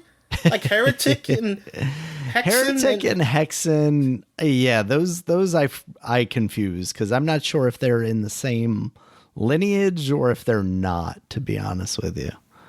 I felt like they were, but I could have just been a dumb kid back then thinking that they were the same thing. But this basically kind of was a spiritual successor to those. It also gave you really cool weapons, like you had like a stake shooter So you could pin enemies to the wall and stuff like that with the physics, which was really neat. But I think overall it was just a really solid game. You know, it wasn't I mean, I remember playing this. highest, but got high I think it eights. was on the console version or something. Mm-hmm. And I remember playing. I don't know, I played the demo or whatever. And I remember doing that, like shooting the stake and then sticking on the wall. Yeah, That's what I it remember. came out on the Xbox and got like the demo treatment and all that stuff. Of course, back then everything got the demo treatment. Missed that, Dominic. Yeah, that was. I missed that too. All right. So that was it for 2004. That was really worth discussing. So now we go back to 40 years. 40 years ago, we 1984. Spike Chunsoft. Well, then it was called Chunsoft. Was founded, and it's now Spike Chunsoft, which is known for Danganronpa games and basically games of that ilk, like visual novel games, but more than just reading. Like you actually play some of the game, but it's a good mixture of visual novel and a game put together. And also the what's the other AI, one? the What's the other one? synonym files. Yes, that one. But what's the one with the guy with the mask on the front of it? Like the scary looking, like it's like Tom something. It's like something to do with time. I'm not sure. That's the one. I'm gonna see it and then just be like, oh, of course that one.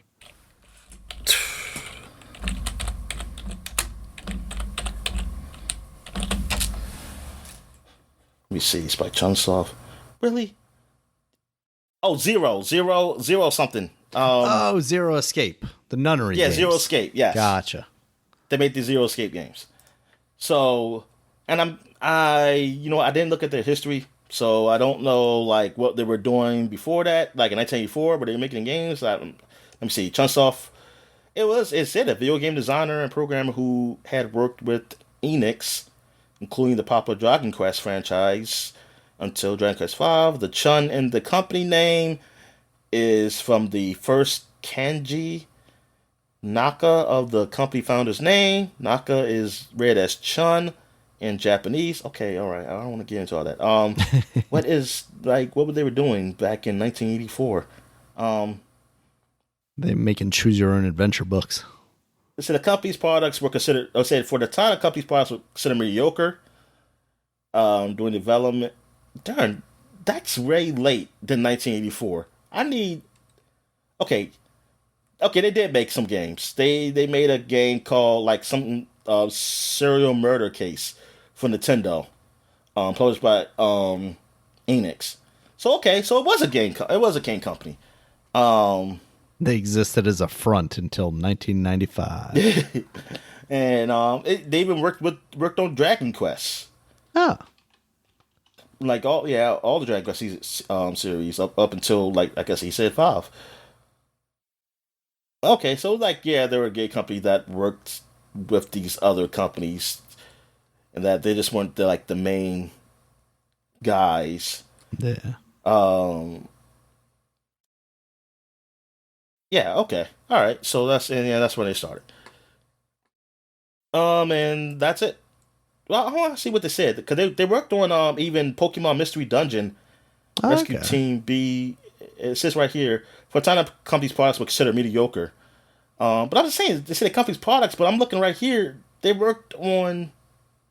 I mean, what did they do that was just them? Oh, maybe this game. Can't pronounce it. Because it just says publisher Chunsoft. Mm-hmm. So I guess all the publisher Chunsoft games before that time were considered mediocre.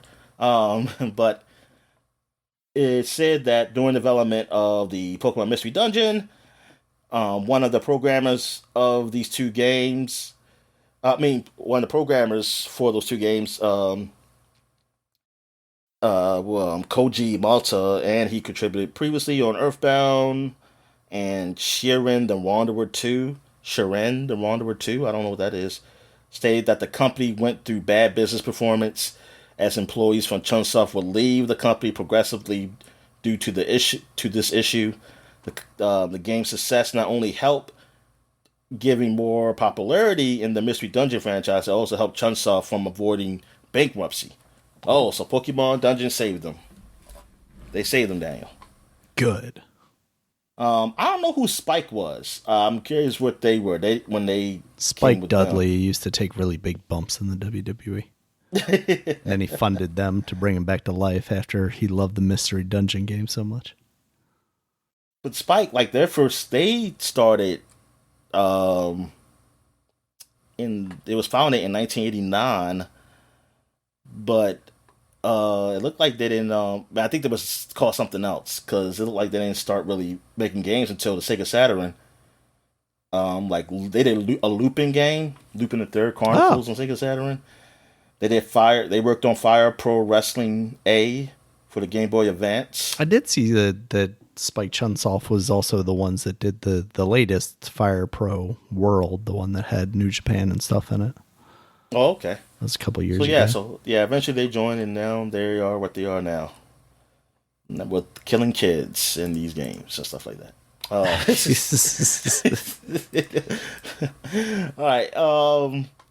Yeah, because that's what Danganronpa. You play as high schoolers, and you're trying to survive by killing each other. All right. So that's it for the Flashback segment. So we're going to take a quick break. When we get back, we get to the gaming news. All right.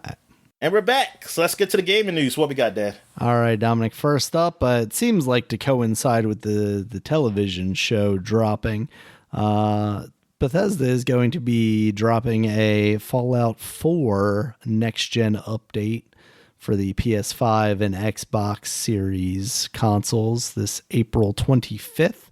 It's going to add 60 frames per second, a performance mode, as well as a quality mode. You know, the thing that they do on the consoles now that will increase the resolution. The PC version will also get widescreen and ultra widescreen support, which I didn't understand that. Like, all PC I shouldn't say all. Most PC monitors are already widescreen, and I assumed that. Not mine's, Daniel. No. Got the old fat back right here. But like, I it was in their official press release, so I didn't, it wasn't just a typo from like one of the websites, but like I get ultra wide support, but I didn't understand the widescreen support thing. And then they're actually going to be updating the PS4 and Xbox versions with stability improvements, as well as like Quest fixes and stuff like that. They said they're also bringing it to the Epic Store, and they're going to make it so it's going to be Steam Deck verified. So that's pretty cool. I mean, obviously they're hoping for like a Witcher 3-esque rebound in sales, you know, based on the television show. But I will say, watching the show, I definitely was like, I wouldn't maybe mind revisiting the world of Fallout. So yeah, I'm glad that they're doing this. Obviously, they're trying to benefit from it. But did you get to the part where you found your son in the fourth game? I don't think so. Oh, okay. Is that, I was trying to think, because in the show she's looking for her dad, and I know you did that in 3. And then I was like, was I looking for my dad in 4 too? No, you're looking for your son. I was the dad looking for my child. That's what it was. Yeah. Or you could be the mother. Yeah. So that's cool. And some less cool news, Dominic. EA is raising their prices in May for that service. That's their like subscription service that allows you access to the games. For the standard version, it's going from $4.99 to $5.99 a month, or $39.99 a year, up from $29.99 a year. And their pro version, which gets you like day and date titles and stuff like that, it's going to go from $14.99 to $16.99 a month, $2 or $100 up to $120 a year. I was telling you, like, I wonder how many people are subscribed to this service versus just kind of benefiting from it being a part of Game Pass. Everything's going up in price, Dominic, but it's not a good excuse, especially since everybody has like less money than normal. for EA, it's just that it's not enough there for me personally. It's thin for me to even want to like if I was gonna pick one between them and Ubisoft, I'll pick Ubisoft. Yeah, probably. It's because there are quite a few games that I haven't played even that are even newer, and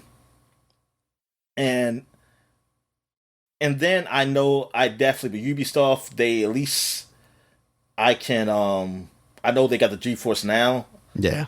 They're with. I don't know if all of EA is with GeForce Now, or if any. I don't think all of them are. Yeah.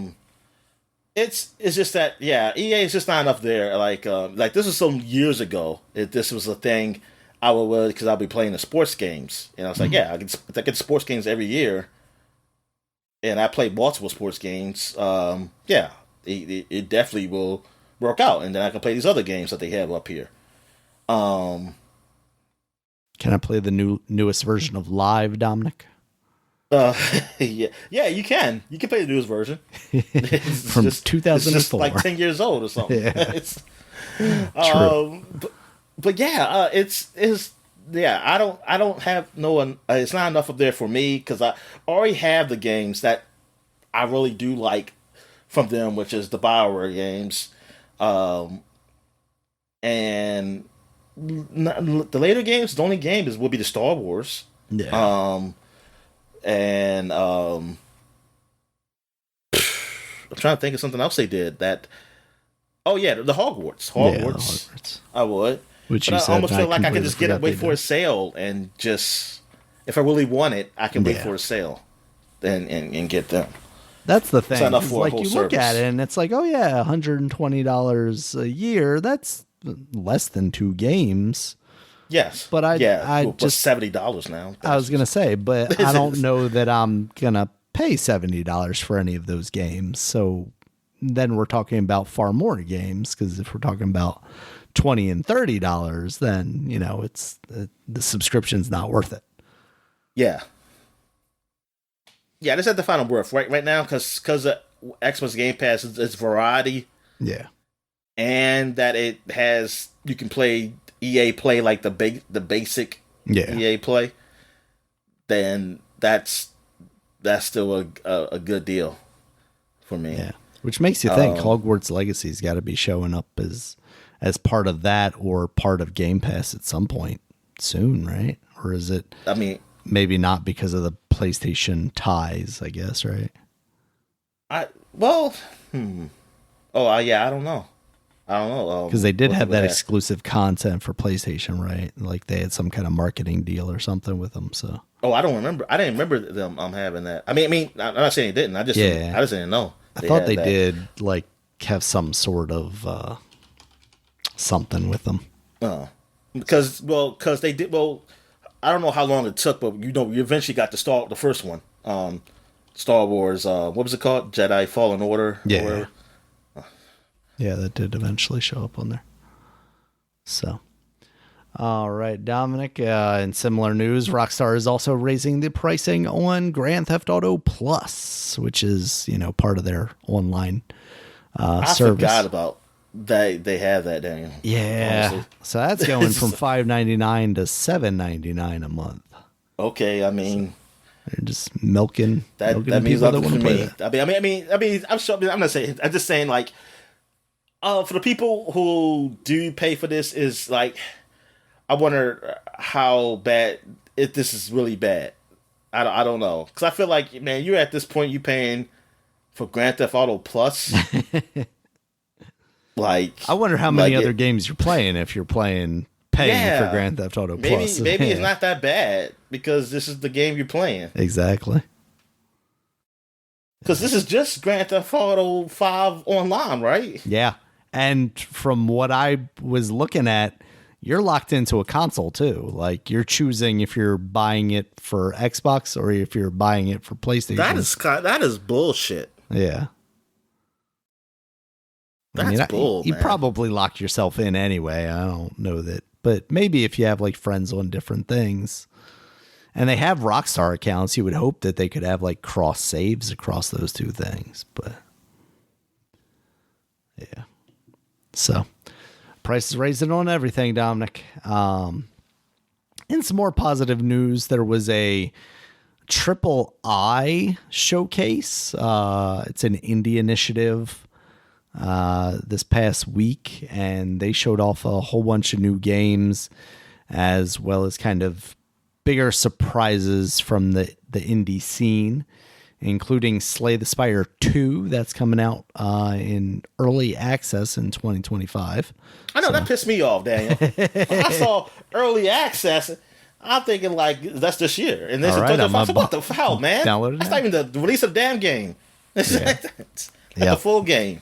That's a little rough. Another one they had was Palworld Arena mode that's coming out sometime this year, so you can take your pals and battle people. I'm wondering how it's going to work. Is it going to just be like you yourself can be part of the battle too? Like it looked like it. They had people shooting guns, so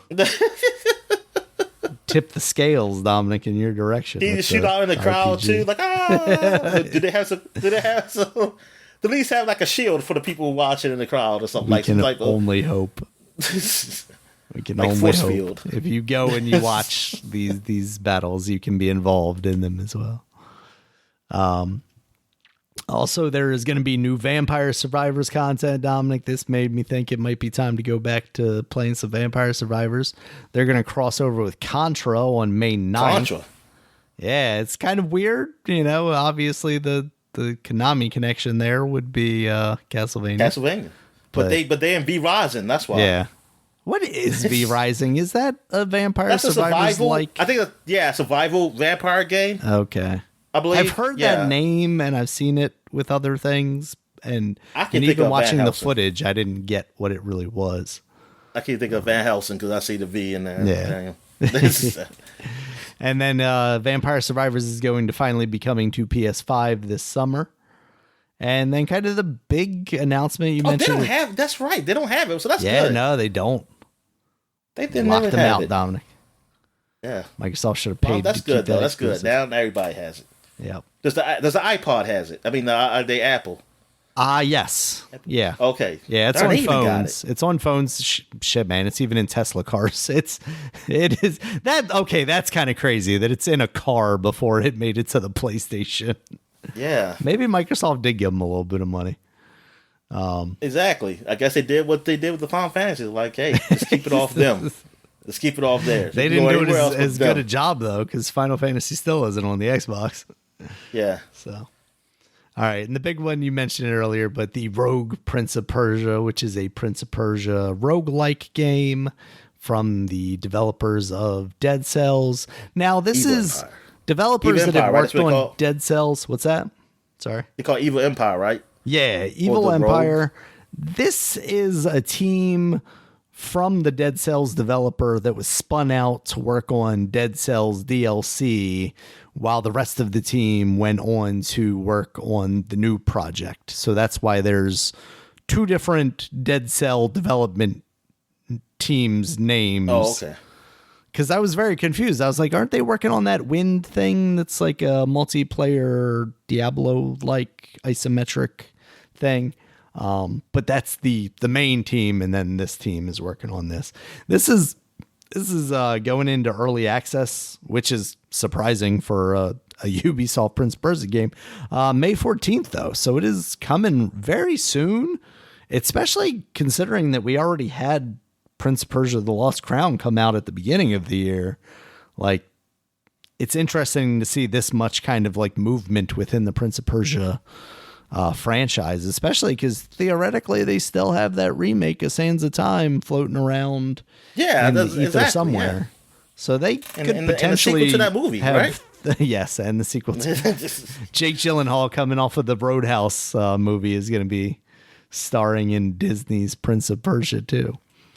Yeah, so we could potentially see like the release of 3 Prince of Persia games this year if that remake could make it this year. I don't know that. Well, it's not that I don't know that they would do it at this point. I wouldn't be surprised if they did it. I just don't know if they'll be able to make it out by the end of the year, considering the state that it was in. And then it sounded like they basically like started over completely But there has been some rumored talk around that game as of late, so maybe. But this kind of goes into the next story, that there's going to be a Ubisoft Forward on June 10th, which is a couple of days after Jeff Keighley's Summer Games Fest, which is Friday, June 7th. So that stuff is all coming up very quick, Dominic. I don't know if you wanted to talk about the Prince of Persia game before we kind of got into that conversation, but I'll give you a chance. Oh, yeah. No. No, we can talk about the Summer Game Fest. I mean, Ubisoft Forward. Yeah, like Ubisoft, obviously, like there's quite a few things that they could announce, including like a new Assassin's Creed, even though I think we technically know about the Assassin's Creeds that are coming, but they're all like code names, like red and green and whatever. Yeah, well, it's the one that's supposed to be based off a black guy in Japan. Isn't there like a black samurai one? Is it a black samurai? I don't know if I realized that, if that's the case. I knew there was like there's like a samurai one. And then there was like a China one, but one of them was a phone game. Because the story was that this is supposed to be based off something true, that there was a black guy who went to Japan or something of a true character. That's why I read somebody's tweet. I think I missed that detail. That's of it when they were pretty cool. Yeah. Cool. I didn't think that was real because I thought it was just Black Samurai and Samuel Jackson. I thought that was just. I didn't think that was based off a true story or anything. Beyond Good and Evil 2, they could be announced. It's always there. Yep. That other one, I can't even remember the name of it now. The Michel Ancel game. That one. Which one is that? I can't remember. It was like a deer that they showed off. So Ubisoft. Oh yeah, with the deer and the family. Unreleased. Like like the family of deer. Was it a family of deers? I'm trying to see if I can pull it up here. Wild. That's what it was called. Wild. That one. Damn, I forgot about. Yeah, that's right. Let's see. What year did they announce that? Was that gameplay trailer in 2014? Oh man, the Minnesota Wild came up. It's been 10 years since that game was announced. I don't know that game's coming out. Yeah, since he's not in the business. Oh wow! Anymore. Yes. Yeah, I mean, a Just Dance game. I would not be surprised by that. But that's not. Oh yeah, but that's not. Apparently, that's not Ubisoft. Oh, Wild wasn't. No, it says publisher Sony. Oh, that was. Oh, okay. And developer Wild Sheep Studio. That must have been like his own thing, I guess. Man, I thought that was a Ubisoft thing. Weird. No, they said, "No, keep your ass away from us. Go work on your llama farm or whatever." Yeah. So I guess that's the kind of stuff we would see from them. Summer Games Fest. It's gonna be some more either DLC for Mario, Rabbids or something. The Rabbids game. Or I wonder if there's going to be some type of Watch Dogs thing. Yeah, I wonder if we were far enough out that they would talk about another Watch Dogs. Or are they done with that franchise? I don't know. Yeah, because it feels like that last one just got no traction whatsoever, even as kind of cool and open as it looked. They'll announce a Watch Dogs TV show. That would surprise me maybe less than a new Watch Dogs, to be honest with you. Still no Splinter Cell. That's the guarantee right there. Some Avatar DLC or something. And then, I just wonder. Just Dance. I wanted something that's just new. I wanted to know something new. And it's not a Fortnite game or nothing. Jeff Keighley's stuff coming up, and obviously like the E3 replacement-esque. Do you think, and of course I gotta go this direction, do you think we get a Nintendo Direct style thing around that time? And if so, do we finally is the word Switch 2 finally uttered, or whatever they're gonna call it? Like, do we? Man, I don't know, man. Hear about that? Don't know. Because what's the rumor that there's no Switch 2 this year, right? Right. So is it too early to say anything about it then? Then I think it's too early. Potentially cannibalize. I think they'll say it. The Switch 2 probably closer to September and October. Yeah, even then it feels like if it's maybe... gonna come out next year. If it comes out next year, I feel like they'll. Because when did they announce the Switch? Was it like after the New Year? Trailer. Of course, we saw the game. The game was still basically on the Wii. Yeah. Zelda. Wii U. I mean Wii U.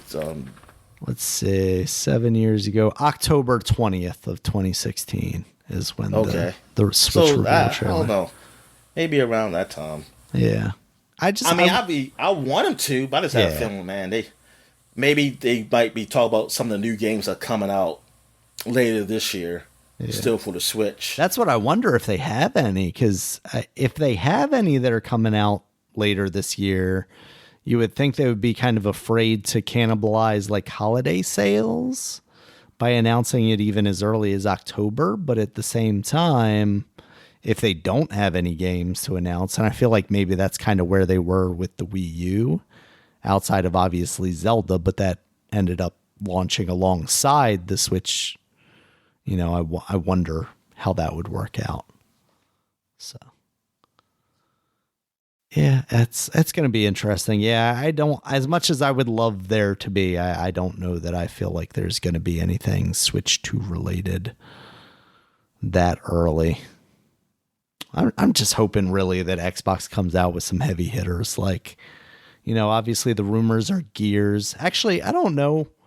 I don't think we've talked about that because I think that was part of what I had for last week, but we didn't end up doing last week because that was basically all we had. Yeah, we didn't talk about it. Yeah, the rumor is basically that, you know, Microsoft is going to have Gears, what would be 6 at this point for their showcase this summer. That's awesome. I'm excited for the next Gears game, even though I gotta go back and play the last Gears game actually. But there's so many things that Microsoft already has announced at this point. It feels like we need to start seeing some of those games before we see them announce a new game and release it. I'll put it like this: if they do announce a Gears game, those other games are coming out very soon, and they have the exact release dates. They better have exact release dates. I don't know, man. Perfect Dark still feels very far away.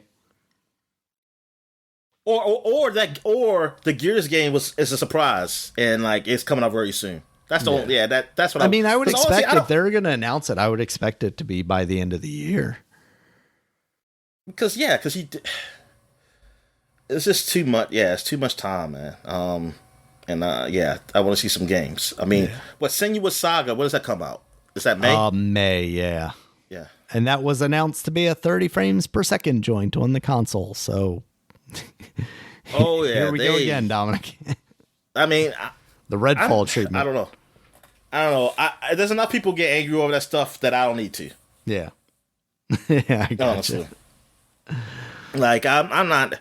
Look, because I don't know what I'm supposed to... Say, am I supposed to expect games to all be 60 frames per second? Is that my fault, or did they tell us that and it's a lie? So what is it? Because some people say that they told us this. I don't think they told us it. I think it was I think it's one of those things where we as gamers presume the next level of hardware should be able to run a game that looks not that dissimilar to the games that we've been playing on the previous hardware at a higher frame rate. But instead, developers are like, no, we're just going to make it look prettier. And then we go, well, it doesn't feel like it looks that much prettier. So why can't it run at 60 frames per second or 120 frames per second or what have you? I think that's kind of what it is. It's these built-in presumptions and bias that, you know, hey, I'm paying for a stronger thing. It should look and run better instead of just looking better. And then I see some people who, I mean, I call them, they're kids, most likely. Even if there's adults in it, they're kids because it doesn't make sense. Childish in mind. They're saying, if this was on a PlayStation, it'll be at 60 frames per second. I was like, what? Why? Because I said so, Dominic. That's what, Yeah, that's all they say. this system I'm like, that is what? basically the equivalent in power would run faster. How dare you? Like, what? So they'll make it look. I don't know. Say what? So I guess they They'd would work tell them to harder make for it run at 60 PlayStation. frames, That's and why.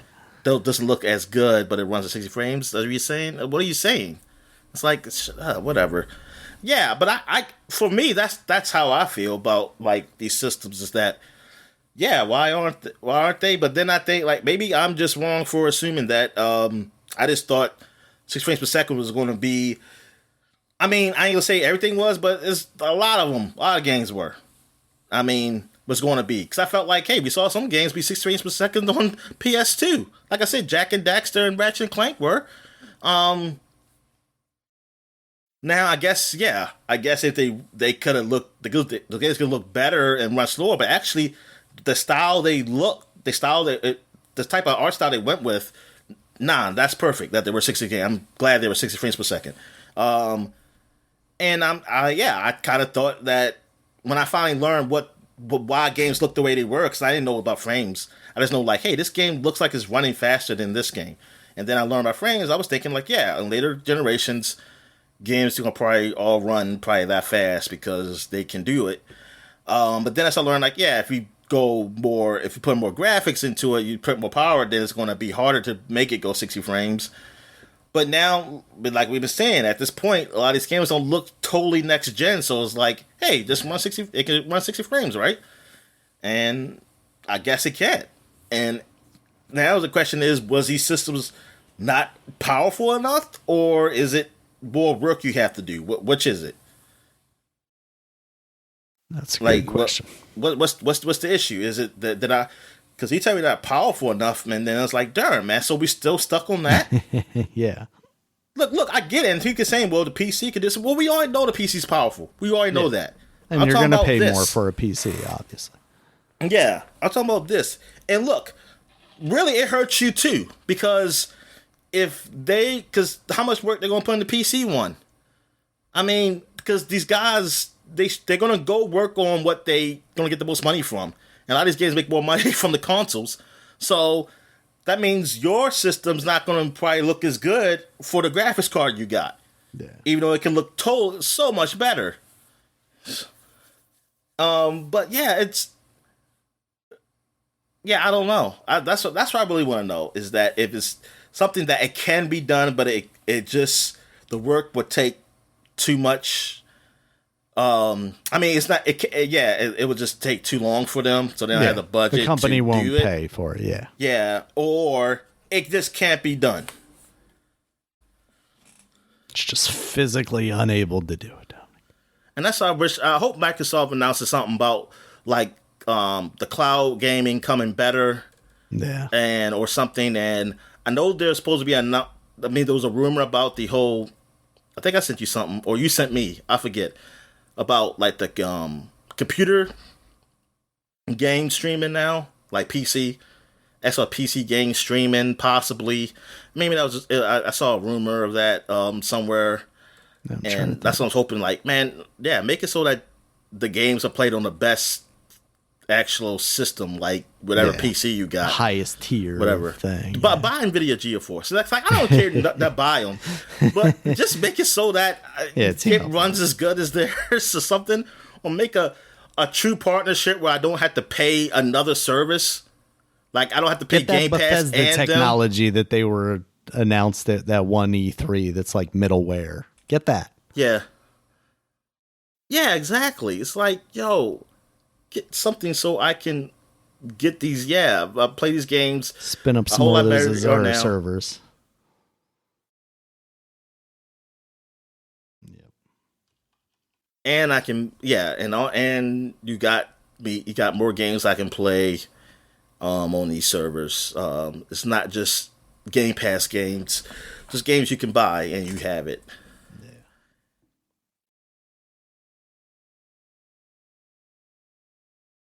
Have a family plan, which I'm thinking they probably say, nah, man, this economy, we can't afford a family plan. I was going to say, we tested it, but we didn't like it. It didn't give us enough money. So we don't want to look like Nintendo where they've got like 7 people signed up for one account.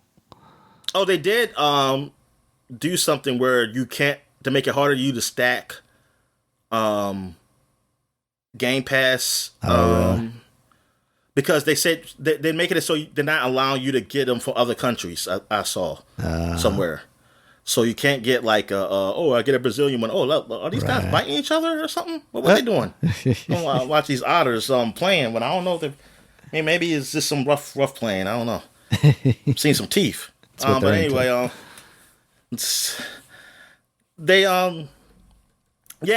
read something. It's trying to make it harder to stack the months together, so you can't go buy from like other countries and put it in your account, and because it'd be cheaper. And sometimes when you buy weak dollar economies, Dominic. Yeah, those other countries, and I understand that. Absolutely. That's not. I can't say that's really wrong. It's not wrong. It's like that. It's not wrong. But yeah, it was yeah. But the whole EA raising the prices though, and because that was kind of mixed with that story with EA raising the prices. But Xbox and PlayStation. I want PlayStation to and I think they're doing a pretty good job of getting games now for their whole online service. Just announced that the African Metroidvania style game that's going to be day one on their service. Yeah, so that's good. That they got that. Just the pricing is just. I mean, it's just kind of hard. I mean, like if you just have PlayStation, I think it's probably a good deal. But if you have, we have Game Pass and stuff, it's kind of hard to justify paying for another service. Yeah, because then you start to see like, oh, this game just left Game Pass. Oh, now it's on the PlayStation thing. So it's like, I'm just recycling the same games basically. Yeah, and then, like I said, the only thing with the PlayStation one is you can't play all their games like through the PC app. That they have. You only can play. They only can play the PlayStation app, which I think they need to fix something with that. Though you can play a lot of the cloud stuff through the PC app, though. I think all of it. It's just the PS5 stuff, which it should. You should. Yeah, that's what they need to get towards to compete with Microsoft. Absolutely. Yeah, they should get an app where, and with the games being on, they are on PC. Some of those games are on PC, so that they have it where you can, hey, I got the service. I don't need to buy the game again on PC. I can just have it. Get them as part of your library, but play them locally. Yeah. Absolutely. All right, Dominic, we shall see some of the big announcements during this Summer Games Fest, I'm sure. Hopefully we won't come out of that disappointed, but seems like that's going to be happening sooner rather than later, because feels like it's right around the corner now, so... Yeah, man, we're almost at the middle of April. Yep. So that is what I had for news. Dominic, was there anything else before we get to new releases? No, I'm good. All right. There weren't too many new releases over these past couple of weeks. We got Freedom Planet 2, which is now out on the Nintendo Switch, PS4, PS5, Xbox One, and Xbox Series X. It was just on PC for that long? Yeah, because I just looked up to see when that came out on PC, and that was September 13th, 2022. So it's been, almost 2 years, basically. Well, 1.5 years. Like, that's surprising. I'm surprised that didn't at least come to, like, a Switch quicker than that. So. That's what I was thinking. Yeah, they really rate it. Yeah. We also have Botany Manor. That's now out on PC, Nintendo Switch, Xbox One, and Xbox Series X. How people liking that? Game Pass. I haven't seen reviews, but it looks kind of interesting. It reminds me like a Gone Home, but maybe with a little more puzzle solving stuff. So like what's the game? The guy who I don't like, he made that game. The Witness. Yeah. I don't even know if it's that kind of puzzly-ness to it. But maybe that game is like focused on the puzzles. This feels a little more like We're gonna kind of like explore the world, but also I thought it was about growing plants and stuff, man. It is. No, it is. But it's gonna be about like, oh, I gotta mix these kind of things together to help grow this plant and stuff like that. Game Informer has it as an 8.75, so I'd say that's worth checking out with Game Pass, you know. And then we have Gigantic, the Rampage Edition, Dominic, after 6 years. Gigantic is finally returned. It got shut down in 2018. Was this a MOBA game? Yeah, it's a MOBA game, and it used to be free to play. Now they're switching to a buy to play model. So now you buy in and you play that game. I don't know how that's going to turn out. I was wondering. Yep. Okay. Yeah, it's completely shut down in 2018, but they're bringing it back, I guess, Dominic. So we'll see. We'll see if that goes anywhere. Take that, League of Legends. Right. Yeah. So those are the new releases for these past 2 weeks, Dominic. You have anything else for the people before we get out of here? No, I think I'm good, man. All right. Thank you guys as always for listening. You can check us out on Twitter. Dominic is at DStallworth5. I'm at Regulus MB. The podcast is at Supapod, SUPAPOD. Supapod.com is the website. You can check us out there, as all of our previous podcasts, as well as links to all the places you can find us, including YouTube, where there's a video version of this podcast. And then, of course, audio versions can be found on iTunes, Stitcher, YouTube Music, Spotify, and any place you find an audio podcast. We pretty much appear there. And until next time, guys, we'll talk to you later. All right, see you.